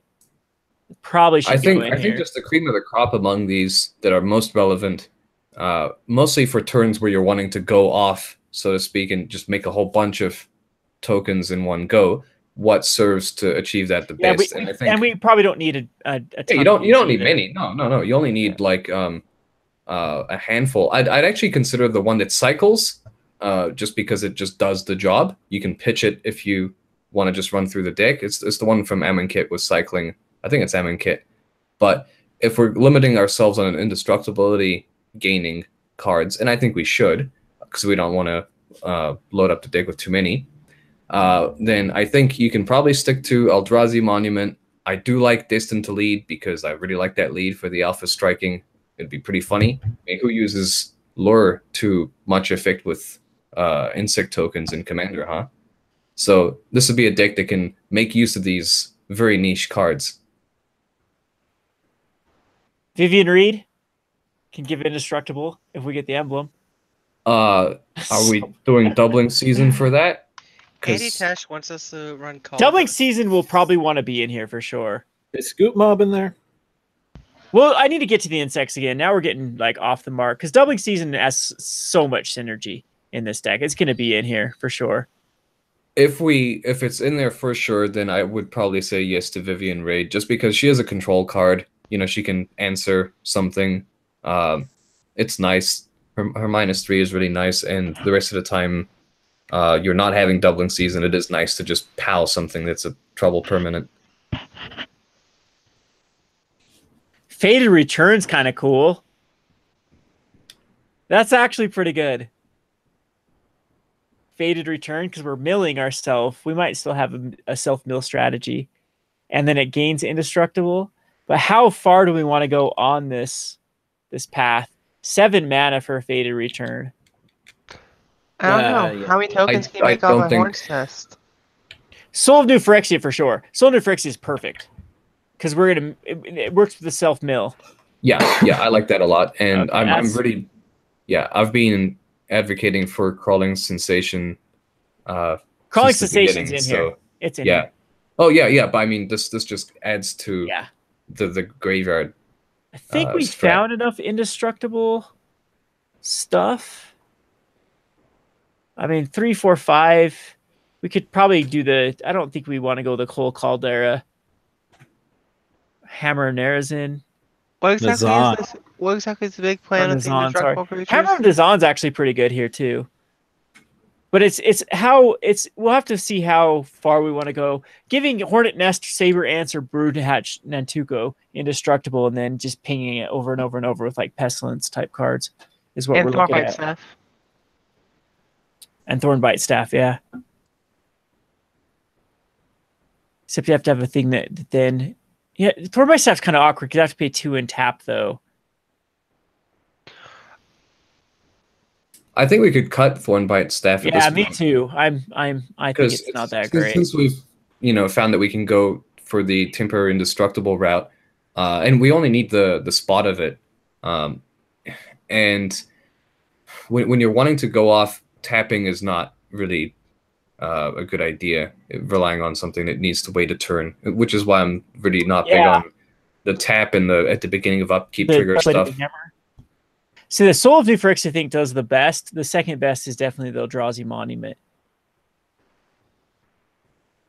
But that just might that thing just might just be too tough to actually pull off. So I'm getting back to chat. Like Vorniclex, Bellowing Tangleworm. What does Bellowing Tangleworm do? Oh, that card is such a sweet, like, weird-ass win con. It gives your green creatures Intimidate. Oh, okay. Yep. Just lets them attack in. I think that we can go big over the top of people. So first of all, let's go to the kind of the tribal, the ways they're going to pump up. First of all, like the Creekwood Liege is huge. For the tokens that are coming out are green and white, or green and black. So it's giving them +2/+2. So I think Creekwood Liege probably deserves to be in this deck. Even though a lot of the other ones, maybe just something that says green creatures are... Jeez, you know what another good elf is? Is the +1/+1 counter elf. Morrowind? Oh, it's whenever a green creature enters the battlefield, you put a counter on something. So not Morrowind? Not Marwyn. No, sorry. Ivy Lane Denizen. Ivy Lane Denizen is interesting in this deck. Whenever another green creature enters the battlefield under your control, you put a +1 counter on target creature. That with Walking Ballista creates an infinite, right? Does it? Yes, if you have an indestructible on your guy. So a creature enters the battlefield from Hornet's Nest. Okay? You put a +1 counter on Walking Ballista. I see how you it remove works. a counter off Walking Ballista, then ping Hornet's Nest. Rinse and repeat. That's beautiful. I love that. The thing is, though, then we'd have to have some sort of... well, that goes infinites with tokens. We'd have to have some sort of ETB effect that then drains our opponent at that point. But then let's hurry and throw in Doubling Season here. How about asceticism? What's that? Asceticism? Asceticism, where creatures gain Shroud? Or Hexproof. Hexproof and regenerate. Regenerate's okay. It does remove damage off of Regenerate for how much? It's just a temporary thing. I'm not hot on regeneration at all. It's not super helpful, but it is a redundant effect. Yeah, I'm with you. The same thing that we're getting 2 non-creature. Let's go back to insects again. Yeah, I like the insect route. Well, because I looked at insect tokens. Now let's just look at insects. Let's start from the high converted mana cost. We already got the symbiotic worm. Descendant Mindbender is kind of fun. I typically stray away from these type of cards that affect just one opponent. I don't like these type of abilities. How does everyone else feel about? I'm okay. It's a sack outlet for one, and you can target the problem player. I'm I diverge on opinion from you on the only hitting one person in commander with this kind of thing, because you can just target the person who is clearly sitting up to go infinite. So I like it. I like it All very right, much. we'll put it in for now for sure. The Moldergraph Monstrosity, I think, actually does a very good job of playing a... It dies, you do have to exile it. We can return to... Ugh. I don't know. Moldergraph Monstrosity, I'm going to put it in just because it's an insect at the moment. But it might get... Unfortunately, our legendary creature insect druid is just terrible with Thriss, Nantuko Primus. So I don't think it goes in. We already put Giant Ataphage for now. This Ben Holler is absolute garbage. A Glean Crawler. At the beginning of your end step, return all creature cards in your graveyard put there. Yes. That is a huge combo synergy in this deck. We already got the Symbiotic Beast. We already get the Phyrexian Swarmlord. Megamorph Blows. We decided against 12 Eyes. Ambush Krotik is actually kind of interesting. Whenever it enters the battlefield, return another creature controlled to its owner's hand. But I mean, I've used these type of abilities on smaller. Like this card is good enough for Animar. To be honest, this is usually I run these type. Oh of yeah, for sure. Animar, And I was gonna say a card from Dragons goes infinite with it. I think it's called it bounces itself. Yeah. yeah. Yep, it's a stupid card because they shouldn't have Anti-Mer. put that clause on it. And Teamer Sabretooth as well. That card. Teamer Sabretooth is a great card. Yep. For Animar. Let's see here. Zanuck Locust is terrible, even though it's got Scavenge. Graveshell Scarab, I think, is probably going to want to be in here just because it's one of the better insects. Again, the power level of this deck is going to be quite low, but at least we get some flavor. Mazarek, Kral's Death Priest. Whenever a player sacrifices a permanent, put a +1 counter on each creature control. That's the commander. There's another crazy, like, little infinite thing that we can do. Is there something that whenever wait, grinding blasting station with this? Someone's got Where's that feedback coming from? There's another crazy, like, little infinite thing we can do. Is there something that whenever wait, it's coming from Scrawn. No, is it? No, nope. It's coming from Mark. I'm pretty Okay, certain. sorry. Okay, we got it back. All right, yeah. Oh, Mark, okay. you got to figure out a way to either do push with talk or mute your feedback that's coming from your speakers. Let's see here. We got. Where was I with this? Yeah. So anyway, now here's another infinite that I've been able to establish. So Mazarek plus Blasting Station. I'm sure Blasting Station has a lot of combos here too. So you sacrifice a creature, it deals 1 damage to any target, and whenever a creature enters the battlefield, you may untap Blasting Station. So it's another rinse and repeat with Mazarek, because you can just, and you don't even have to have the infinite, because you continue to put a +1 counter on a Hornet's Nest. It becomes bigger and bigger and bigger and bigger and bigger and bigger every time it comes in. Do you guys see the combo? Right? Don't have to explain myself further. And before Arya starts talking about the potential combo with the Thornbite staff because it's a shaman, no. Did we lose Arya? Did Arya die? I'm going to criticize the Mazarek idea because it leans into wanting sacrifice stuff. We have a lot in here, though. We already do have a lot of sacrifice. We have a ton of it. Yeah, that's true. Yeah. And it is like a tribal pump and pump up all our insects. I wonder if people have actually done, they probably have done a bunch of, I bet this is their go-to legendary insect. Yes, I've seen a bunch of Mazarek builds. So that was just making me a little concerned, just to think, okay, are we trading into that territory too much? But I think it's fine that he's just like a beatdown guy in this deck. You know, I think it's all good. Tribal insects. People have already built it. Womp, womp, womp. I thought we were like entering a new. Well, that's why I want to go into combo insects, you know, to really carve out the niche here. Because I have seen tribal insects around before, and I've seen combo around before, but I haven't seen any dedicated combo insect deck, and I think this commander actually gives the most potential for that. We're definitely like this little indestructible. Really focusing on that is getting very, very neat. Yeah, and there are really some cards that offer unique potential to the deck. You know, there's unique card choice potential.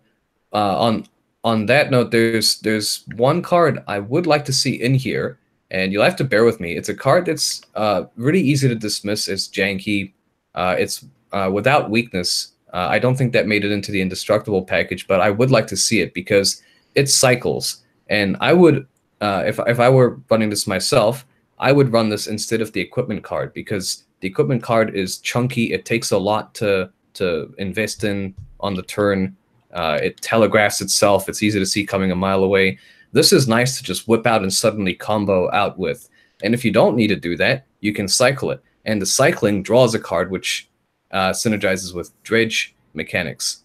So I do like what this simple, very simple card can do on so many different angles, and it's so subtle. And it can also just help you early game if you have it early and you're doing nothing with it. You can just cycle it, and it's fine. It's very low cost with very high potential. So you like it over like Heroic Intervention even? Yes, actually. Yes, because definitely has some like cool Heroic little Intervention, but synergies. I do like we'll Heroic keep them all in at Intervention. the moment here.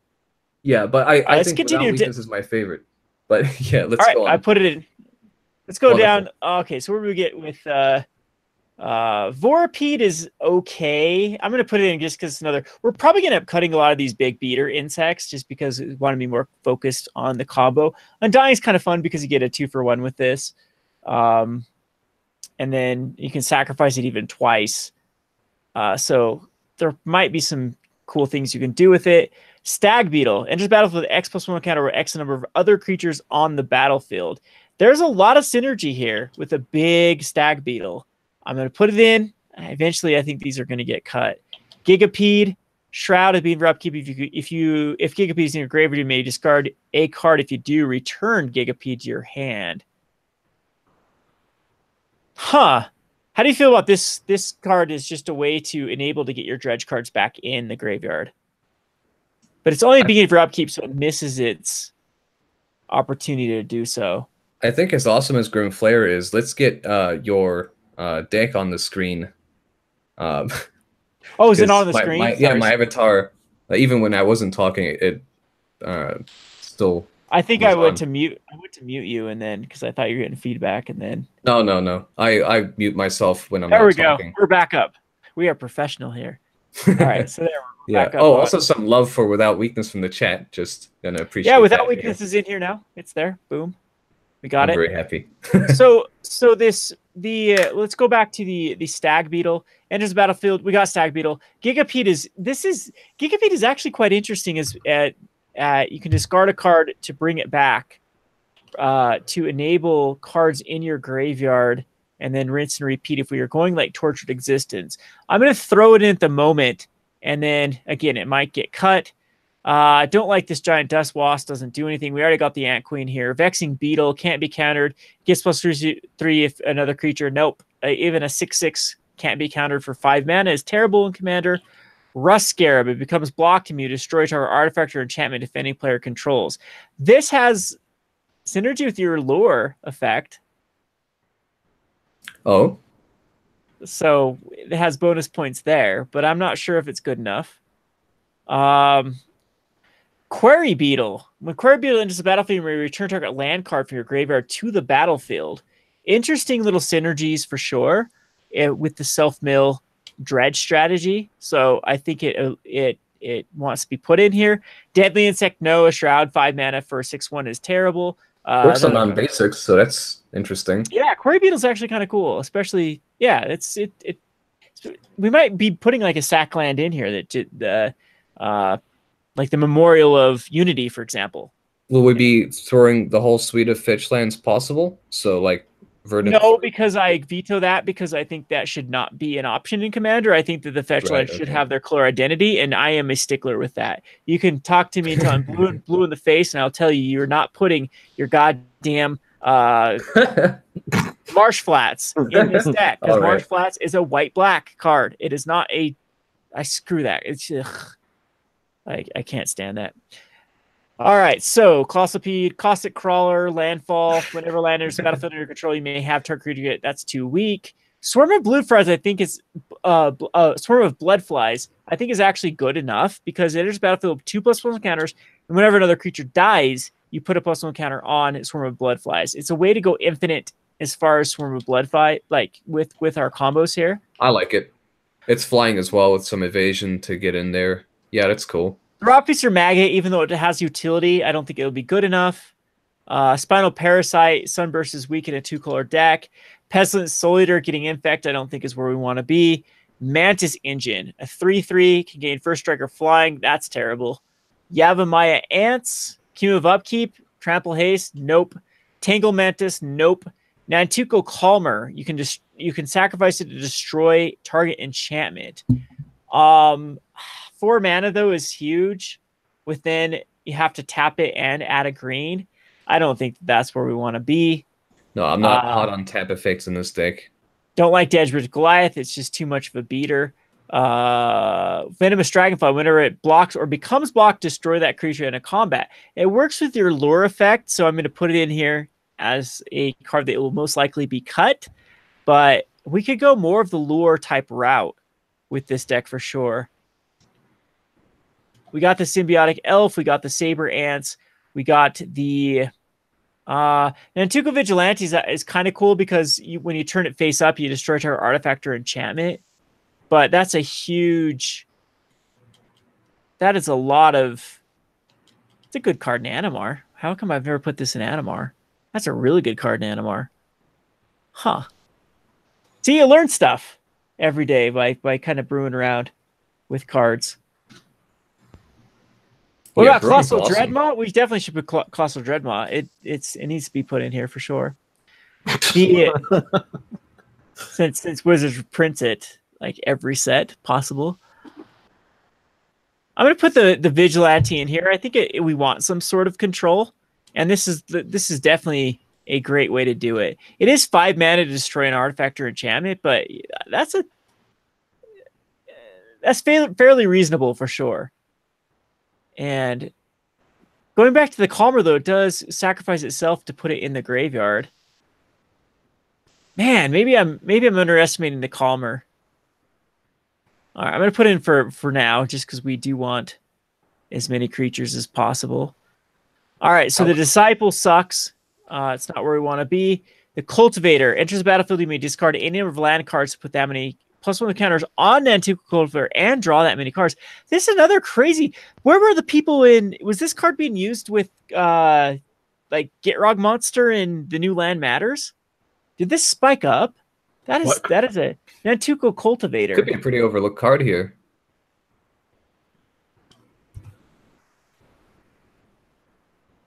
It did not even budge from the Land Matters. Are you kidding me?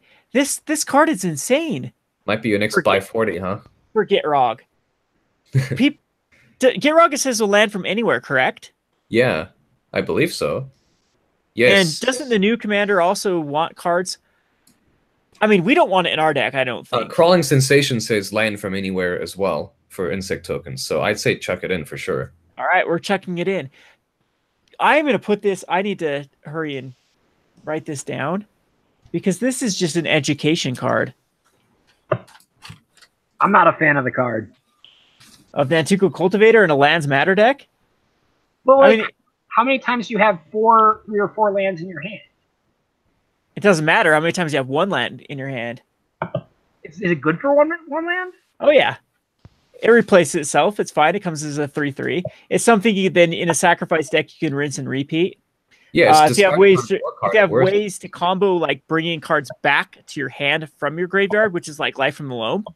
There you go. There's 3 cards that are in there. Tons of effects like that aren't 4 mana for a 3/3. Not really, but not when you're up to drawing 3 cards with like Life from the Loam. This is a card I think that the Gitrog monster decks, which is already utilizing Life from the Loam, should definitely be putting in.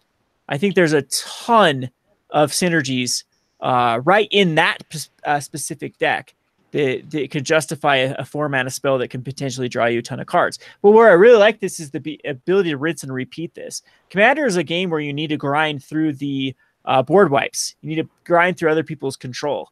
Yes, there's a lot of degenerate, but a lot of Commander games end up just who can value the other one out. Like this is even not a bad card in something like Marin. It's just a target to bring back to then chuck a land at that point. I don't know. I'm a fan of this. Just this, maybe not in this deck.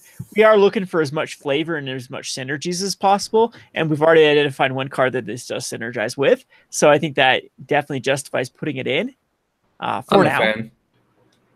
But in Lands Matter, Gitrog, this card is, I cannot believe there is no price. I haven't looked at the Jund Land Matters deck to see how this would affect it, but that is not even a movement with the Nantuko Cultivator. Huh. Anyway. I mean, I tried it out in the deck, and I didn't feel like it did enough. Yeah, again, it's going to be utilizing Life from the Loam with it, for sure. And you'd have to have ways to rinse and repeat. So you need to be able to cast the Nantuko Cultivator, kill it, bring it back, rinse and repeat, draw a ton of cards that way. But if you already have like all that card in your hand, like it's not card advantage. Card advantage if you're out 2. Because it's lands are a resource if you can bring them back. Even if you're running cards like Crucible of Worlds, or just what's the Groundkeeper that brings a land back from your graveyard to your hand? That's another thing that combos really well with something like this. I guess what I'm saying is it's fully saturated of those effects. Like you're right, but I mean this is the reason why we switched over to insects to begin with, because if you really just want to go Commander, you're getting very slim of what cards are more powerful than what. I have an Animar deck when I just want to crush people. And it's at that point, it's like, why play anything except for Animar or anything of that tier?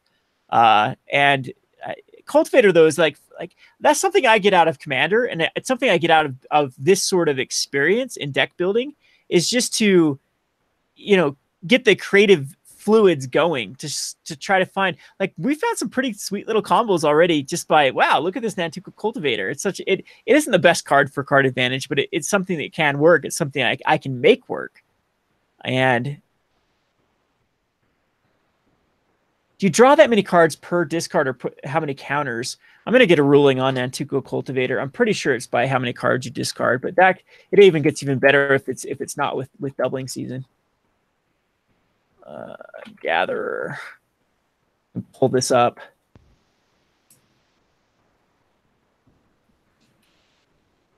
If there's a ruling on it. There's no rulings. Huh. That's fascinating. So I'm wondering, put that many +1 counters on Nantuko Cultivator and draw that many So is it... I think that many refers to the same thing. It's the discarding lands. I don't think... I know, but Magic is so tricky that way. There's so many times that I'm for sure that's the way it works, and then it ends up not being. Is there a judge in chat? We can get a judge ruling. Again, I'm with you. I'm 95% sure that it's not, but that's crazy, because then like hardened scales and stuff, this even gets even more crazy. All right, let's continue going down this thing. Locust Swarm, nah. Untap it. Wow, that can actually get pretty silly with, if there's a tap ability, then you can untap it and then tap it and then untap it. But so far, I haven't identified anything that in this deck we can... There are a couple of sack outlet creatures that are very weak, but they're sack outlets that are innocuous when you put them out, so you could spring into some combo stuff with them.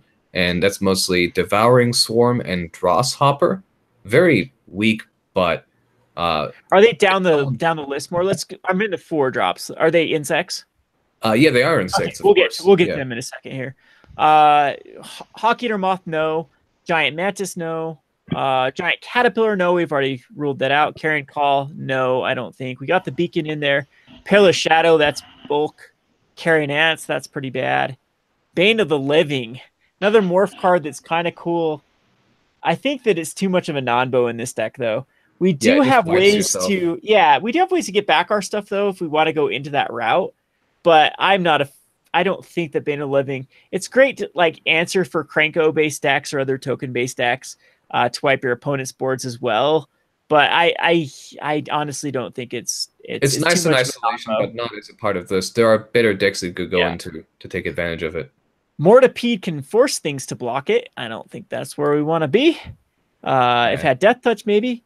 When the Mind Maggots enters the battlefield, discard any number of creature cards. For each creature card discarded this way, put 2+1 counters on Mind Maggots. Unfortunately, you don't get to draw cards with Mind Maggots, so that is definitely not. It'd be a good way to get cards in the graveyard, so there is some synergy with this.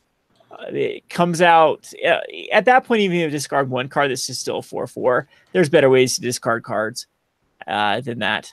The Jaguar Swarm is filler. The Heartstepper Mosquito is too much to do that to destroy a creature. Giant Cockroach, no. Foundry Hornet, I don't think is good enough to just give creatures -1/-1. Brainweevil, I don't think Brainweevil does have the ability to bring it back and then sack it again. What do you think about this one, Scrawn, the Brainweevil? If you can recycle it with something, I mean, you can bomb everyone's hand if you can do that. So is that something that you would want to do in this? I mean, it could kill people's interaction with your comboing, but I don't know. You'd better be prepared to pull the trigger fast, because it's a pretty feel bad thing to discard everyone's hand. They're gonna really go out of their way to hate on you. Yeah, I'm gonna leave it in for now. It'll probably be something that can be cut. Yeah. It is not bad though. I mean, if you're going that route, it is combo protection in a roundabout way. Man, Clockwork Swarm sucks. Just read through it. It's not worth reading through it. I read it for everyone. Don't play it. Unaro Bees. You can sacrifice, deal 2 damage to any target, but for 4 mana, that's really rough. I wish this was a lower cost, or removing counters somehow, because like a Walking Ballista type effect, because that's something we are looking for.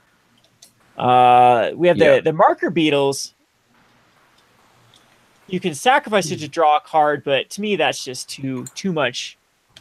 It does put a creature in the graveyard. It does give you a card to replace it, but that is a 5 mana. But if we are recurring stuff, this is another one that I'm gonna put in just for there are potential synergies with the Marker Beetle, but it's a very weak effect for what it does. Killer Bees is terrible. Trig Walker is terrible. Pincher Beetle is terrible. Phantom Nantuko. No. Let's see. The No Mage Advocate. Return 2 target cards from an opponent's graveyard to their hand. Destroy target artifact and enchantment. This is a pretty crazy card, actually, in Commander, because you can return 2 worthless cards to someone's hand to get rid of a problematic artifact or enchantment. However, is there anything worthless in Commander besides, like, even if you're giving fetch lands back at that point, that's still pretty bad. Yeah, and it's slow. Yeah. Who's giving us feedback now? I think that's Arya that's giving us feedback. I think it might be the whatever their name is. Yeah, is it Rooster? Rooster, mute yourself unless you're talking. There we go. We got some. All right, we'll get some other people in here for a second before we get through the things, and we'll try to wrap this up. We've been streaming for quite a while. And then I'll have to, with these ideas, I'll get behind the scenes with Scrawn tomorrow, and we'll create a deck. But let's go. What are the ones you were talking about? Now we're getting kind of down to we got some ramp cards. And then Tuco Mentor is actually, this is a fun, if anyone's ever played this in a cube, it's a good card in cube, but probably not the direction we're wanting to go. Invasive Species, this is a card that I actually do play in Animar. But yeah, ETB effects, possibly. Not sure it's where we want to be. Crawling Sensations we got. The Wormwood is not where we want to be either. Caustic Wasp. Whenever Caustic Wasp deals combat damage to a player, that player, you may destroy their artifact. Yes, Yeah, Yes. that's really good. Yeah, you can prey Where on has this people's been ramp. my entire life? How did I not know this card existed? Because isn't there one that's the blue-green one that does an enchantment or artifact, and it's like a staple in every blue-green Yeah, deck? Trigon Predator. Yeah, Predator. Yeah. How come I do not know that Caustic Wasps exist? Am I that bad of a commander player that I've never? Does the wasp have flying? Yeah, Huh. the card is crazy. It's a wasp. It's So 22 where's that point? cents. One printing. One printing. The foil is 60 cents. Ooh. Market Monday. That's No, so it's good. Man, even Commander has so much untapped potential. This is a Soul Ring Destroyer. This is I mean, yes, it does have to do combat damage, but Trigon Predator. Like, who doesn't know about Trigon Predator? How do you spell it? Something Predator. TRY. TRY. Okay. Trigon Predator. I mean, it's been printed in Commander. These are pretty low. I think at Dissension it did get up to, it was up to $2. Yeah, I don't know if this is probably not from Commander when it was printed, but this is another card that I think people don't play enough of in Commander. Commander becomes very degenerate. Look at all the cards that we had originally: Food Chains, Helm of the Hosts. These are answers to those cards, and they're kind of answers on a stick. You can get one activation of this per turn if you just hit someone. A lot of times these players too, thinking of Hunter, if you ever watch this stream, these players that go all in combo decks and they don't have any way to protect themselves at all. They're just like, oh, Jorah, go. And it's like, okay, cool. Well, I'll kill it then. And yeah, this becomes a smokestack for something. And I love these cards like Trigon Predator because they do shut that player down. Like, all right, you're not going to play any way to block a 1/1 flyer. Well, lose your Soul Ring, lose your Helm of the Host, lose these cards that are kind of pivotal. And yes, it does make an enemy, but they should be protecting themselves. So this is on Tribe, and wow, 60-cent foil with this stupid thing. How is this? Let me look at EDH Rec, how many times it's actually used in a 4-player game. There will always be a target. Like, yeah, exactly. Yes, yeah. I'm with you. It's. I think it's just an education card. It's uncommon too. An uncommon from Mercadian Match is like equivalent of a mythic these days. 202 decks is all this is seed play in. Only 202. And the first two insect tribal decks. Zera, Arion, and so here it is here for the EDH. It's the top commanders it's used in is Thriss. I'm sure they're trying to do insect tribal with it, which is a terrible card. Zera Arion, which is another terrible card. And then we have it in Kazetu, Archmage. They can make things unblockable, right? Yes, okay. So that's kind of cool. Yeah, definitely has some great synergy there. And then Mazarek. So insect. I really do not understand why this card is not seeing more play in Commander. Wow, this is fun to actually find this stuff. The foil's going to go up the next couple days. Oh, I don't have that type of reach. If Tulare Community College talked about it in a deck, it absolutely would. But this stream... I'm talking about like some guy who's watching right now is like buying up all the foils that he can. Yeah, probably, because I'm pretty sure the supply is insanely low on a card like this. Yeah, I'm on TCG Player already. Oh, yeah, it's gone. It's gone. We got a Rooster buying them out. Oh man, what's it called? Caustic Wasps. Caustic Wasps. Yeah, I know. I'm not TCG Player too. I'm gonna make an order. All of you. I was gonna buy at least a couple of them. Nope. Sorry. Caustic Wasps. Zach. Caustic Wasp foils. Yeah, those foils from Mercadian Mass are so incredibly rare. We got Hornet. We got Caustic Wasp. Endless Cockroaches was kind of. I think Endless Cockroaches is just too janky. Return to Zill's Hand immediately. Never mind. Endless Cockroaches isn't terrible. It does have some like utility with like Blasting Station. The Devouring Swarm I do like because it is Devouring Storm and Nantuko Husk might have some synergy in this because it allows us to sacrifice these cards. So there's a good thing with like your Nantuko Cultivator. You sacrifice it, put it into a graveyard. If you have something like the Nim Death Mantle, you can rinse and repeat it over and over. Of course, it'd work better with like Ashnod's Altar than the Nantuko Husk or Devouring Swarm. But I'm going to put them in at the moment. Nest of Scarabs, I don't think we have enough synergy. The Deadly Grub is terrible. Wirewood Fly, no. Rustic, no.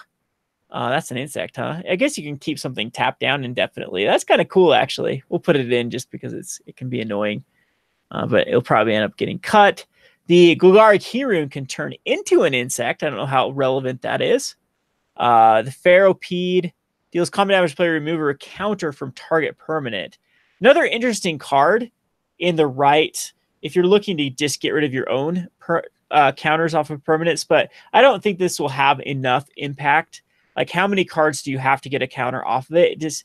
I mean, you could hit a player for one, then remove a planeswalker, a counter from a planeswalker, but this is just too... It's really sluggish. Yeah. And I don't think it's high impact enough when it does connect. Doesn't work. Skylasher, not really. Nantuko Tracer, you may put a card from a graveyard on the bottom of the Silver's library. Probably not. It's okay. Lone Marv is kind of nice, but it puts it on top of your library. That's terrible. Warrior, no. Iron Shell Beetle, I don't think so. I mean, it's nice to put a +1 counter like a Hornet Nest, but no. Drudge Beetle, no. Then Nantuko, we already have it in here. The Bayou Dragonfly, Swampwalk, no. Arcidian, no. Nantuko Shade, I don't think Nantuko Shade is where we want to be. Fog Gnats, I don't think that's where we want to be either with Regenerate. Wasp of Bitter End, we're not going to be controlling Bolosses. Swamp Mosquito could work with our Infect, but Poison 1 is pretty bad. I'm not a fan of it. Same thing. Like, I guess we could go like a little Infect route with Plague Stingers. A Plague Stinger probably can go in here because we do have ways to pump up our creatures, and it could easily just one-shot an opponent. Plague Fiend, when it deals combat damage to player, destroy that creature unless its controller plays 2. I actually like Plague Stinger for the ability to put a minus counter on an opponent's creature, which does then synergize with Nest of Scarabs. I just don't think we'll have enough with Nest of Scarabs, to be honest. Probably not. Like the likelihood that you're gonna have the things come together. My gears are turning a bit with Nest of Scarabs. Like, maybe you can do a pseudo Walking Ballista thing with Grim Poppet or something. But you're just not gonna draw it. Most games you're not going to see them together like that, so meh. Brood of Cockroaches is a way that you can return something back at the end of, like, it is a value creature you can get over and over, at least at the end step, put it back in, end step, put it back in. So Brood of Cockroaches was that'd be perfect for we were like Fauna Shama fodder, and what was the other, the Survival of the Fittest, those type of ones. Brood of Cockroaches could definitely go in it. So I'll keep it in for the moment. Brain Maggot, I think, is just too weak for what we want to be doing. Same thing with the Blister Beetle. Necropede, yes. The Jura's Toolbox, regenerate target artifact creature. Jura's Time Bug. I'm gonna throw some hate on the on that Brood of Cockroaches. Was it? Like, I think it's a bit slow. I prefer Endless Cockroaches to it, and Endless Cockroaches has to die, though. You can arrange it. I mean, if you're set up, then you're going to be willing to recast it. Does as well, doesn't it? I was thinking this just came back if it's in your graveyard. I don't like either one of them with that thing. I like Brood less. It's put into the graveyard from the battlefield. I was misreading that. I was reading it as if it is in your graveyard. Whoops. They're probably both too weak. I'm going to put them in there at least because they are insects that do something. Time Bug. Choose a permanent. If that permanent card is a time counter, nope. I don't think we're running time counters. The Swarm. Swarm is kind of fun, actually, to set up your combos, but you have 3 opponents, so it's too weak. The Modular, no. The Wirewood Symbiote, return an elf you control to untap a creature. I don't know if we're going to be running enough elves or elves that actually want to enter the battlefield. I'm not big on the elf idea. Like, this is pretty good with like the Wood Elf. if we do go wood elves or many other elves. So I'll I put think in. it's. You know, that is true. Vitality Charm does have some synergy with regenerating or creating insect, but neither one of them are good enough. Scoop Mob, I don't think it's good enough. How valuable is the untap on Wirewood Symbiote, really? Untapping a creature, like the synergy I actually think is better is by returning an elf to recast. Well, yeah, like, see, it's like, it is good with Wirewood Symbiote, but I don't think so much in this deck. Yeah. Unless we have a lot more else. Like, do you know, actually, you know what? Wirewood Symbiote, it works with the commander itself. Yeah. So I think it actually does work in here. Untapping it, like, why? I mean, No. It returns the elf to your hand to bounce it. Oh, right. Okay. Yeah. Sure. Okay. Yes. And we might have enough activated abilities where we can find. Actually, I'm looking through. We don't have a lot of them, but there might, like Fauna Shaman's another one it works really well with. To then, like, yeah, I'm sure Fauna I've been Shaman hating wants on to sit tap here. effects, but this might change Also my mind on it if there's a few good ones. Yeah. Mortician Beetle, I'm going to put in just because it does have that sack. Like a lot of these will end up getting cut. Carrion Beetle is kind of cool to exile 3 cards, but it's too much. There's better hate. Wait, can we go back to Scoop Mob?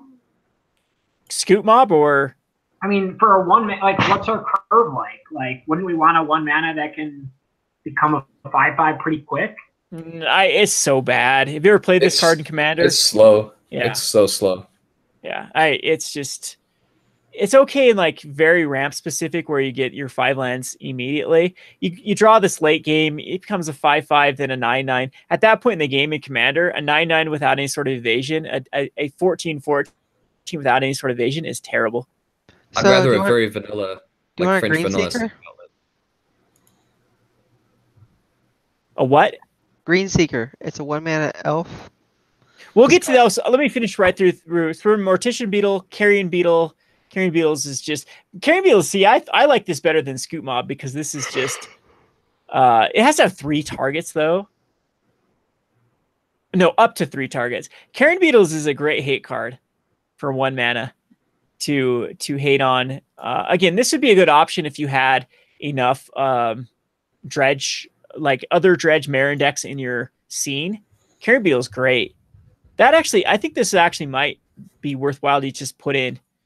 Hex Parasite, remove up to X counters from target permanent for each counter remove this way. It gets +1 until a turn. It's a Planeswalker killer. Like, it's an insect. Yeah, I don't mind it. I don't mind it. Either. Swarm Yard, that's cool. Regenerate an insect. Hell yeah. Brass Gnat, no.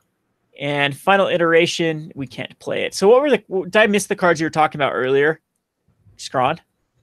Oh, so there was let's see, there were 2. Let me see if I can find them. They're common insects. If you search common insect horror, you'll get one of them. Dross, something in the name. And it's just a 1 and a black 1/1 flyer. Oh, sacrifice a creature gains flying until a turn. I think Nantuko Husk or Devouring Swarm is a little bit better. Let's see, because they're pretty bad cards, but there's still sack outlets that are cheap, and that's the appeal. And they are an insect. Yeah. So, let's see. There's one more. Yeah, that's the other one there, the Devouring Swarm. Yeah, I got that one in there right now. Yeah, so cool. So scorpions scorpions are scorpions. So how do you like this? Scorpion. I guess the scorpion isn't an insect, right? It does have technically 8 legs, right? Isn't it a spider? Yeah. Okay. Never mind. I was like, how come some of these are insects, and I bet some of these technically are insects too. Look at the 8 legs on that. Anyway, here's going through the Drosses. Has anyone ever played Dross Harvester in Commander before? Card is so good. So good. You gain so much life. Whenever a creature dies, you gain 2 life. To 2 life, I know there's a lot of these abilities at 1 life. You gain so much life off 2 life per activation. I've had this in Teysa and spent or life gain devoted decks, and it's done this work. All right, so there's the insects. There is a lot to go off from here. Let's hurry and wrap this up just because I walked to the store and I don't want to get mugged on the way home when I'm walking home. So I'm going to have to walk home at some decent time. Actually, I ran to the store. We made it today at 11 minutes and 3 seconds. Good job, Chloe. High five. Give me a high five, you There she is. Wake her up. I guess I don't have a webcam on. So yeah, I've been running to the store to get some added motivation into my life, so I don't have to be so negative all the time. So this is a good baseline. Maybe we can finish this off where we're going to go with the flying insects. Yeah, I'm probably free. We can restream this. I think this is a good stopping point. We'll let Arya finish with whatever your thought was, and Green maybe Seeker. Green Seeker. Yeah, it's a 1-mana elf. It plays into some graveyard synergy, and it has an activated ability. Start a card, search your library for baseline, reveal it, put in your hand. Yep, that's a pretty good one in this particular one to dredge for what you want. So, yeah, that's a good one. Untaps with the Wirewood Seaman. We're finding a lot of synergy. This is what I love about Commander. See, look how we took a very specific thing now of Insect. We went from being just good stuff to Insect, and now we even have too many cards and have to definitely go and cut. But this alone would make a pretty fun little Commander deck. One of the things that I like doing is just building like what I like to call a blind Commander, where I don't really look for synergies, just put a bunch of cards, and then as I'm playing it, I start to find infinite combos and synergies, and it's there have been many times, like I remember when I built Liliana Heretical Healer and I just put a bunch of value decks on cards I wanted to reanimate, and was able to find a bunch of synergies and whatnot. And it's just this is probably my favorite part of Commander, is this process, and then playing it for the first time, and then from there cutting cards and whatnot. It's got a lot of work. There are a lot of insects we definitely don't want in here that will end up getting cut. But I think we're in a good place with this theme of the Hornet's Nest, the Brood Hatch Nantuko, the Saber Ants, creating these endless swarm of insects. We'll get to I know Chad has said like Coat of Arms. Yeah, Coat of Arms will probably end up going in here as one of the more value-based artifacts that we can throw in, because all of your insects just get massive. And I'm sure there's a bunch of other cards like we talked about, like Fauna Shaman. I'm going to add Fauna Shaman real quickly. Let's hurry and add some cards we know are going to go in here. Fauna Shaman synergizes with the Commander, also synergizes with the untaps, the elf theme to it. Any other cards that we closing thoughts? How about our guests that are in here? We got Rooster in, or did Rooster? They both left. They both bowed out. Yeah, they were here. But yep, they bailed. They bailed. So I think it's getting kind of late for me. I know I wanted to kind of finish this. So I guess to the Rogue crew, let's try to do a full. Let's come up with a deck list. Maybe we'll continue this stream tomorrow and refine this. Yeah, sure thing. And get it to where then we could do. We'll try to make a little pledge here that we'll end up making a more highly tuned, highly edited video.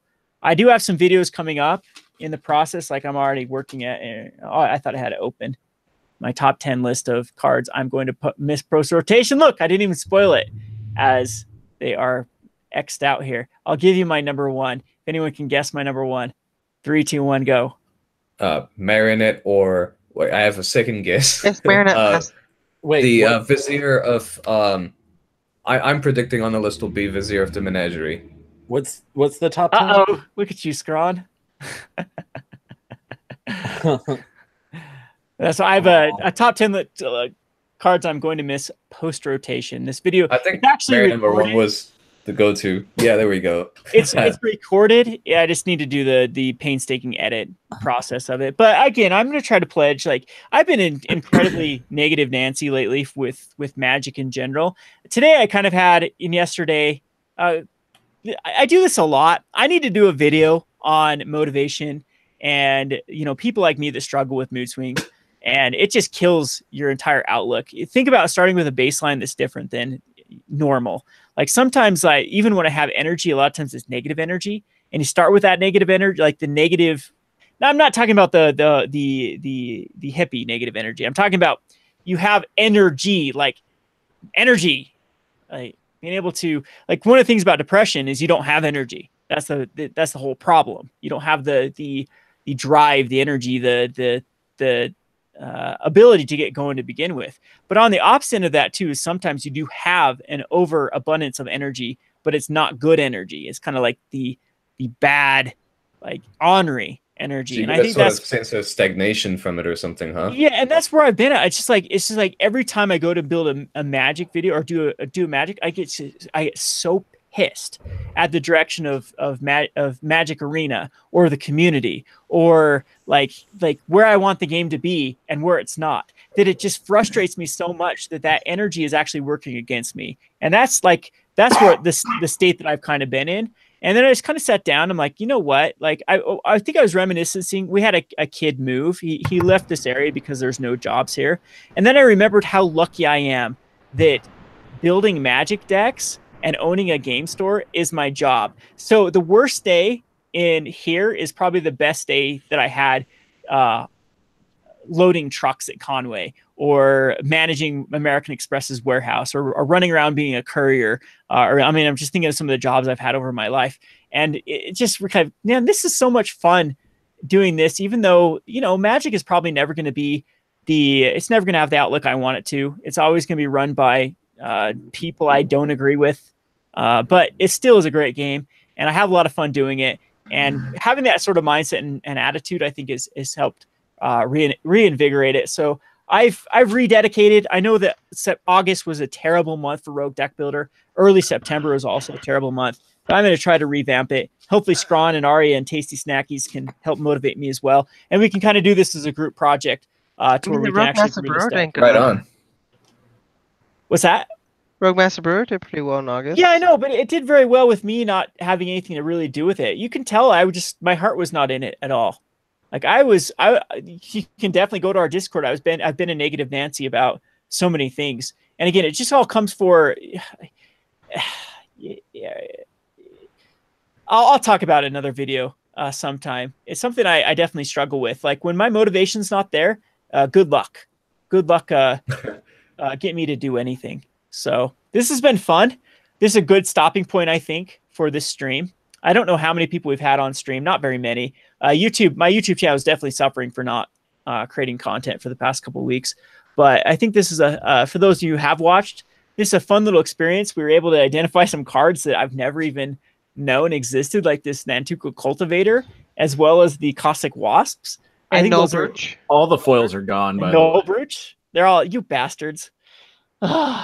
I hate all of you. I didn't buy one. I tried, but they were all bought out beforehand. Same thing with Cardsphere. Like I'll go to do something on Cardsphere, so I'll even advertise, "Hey, I'm looking for these cards," and then immediately people will undercut me. I hate all of you. You're all bad people. Anyway, this will be a fun deck though. So we'll be looking for 2 videos that we're going to do surrounding this.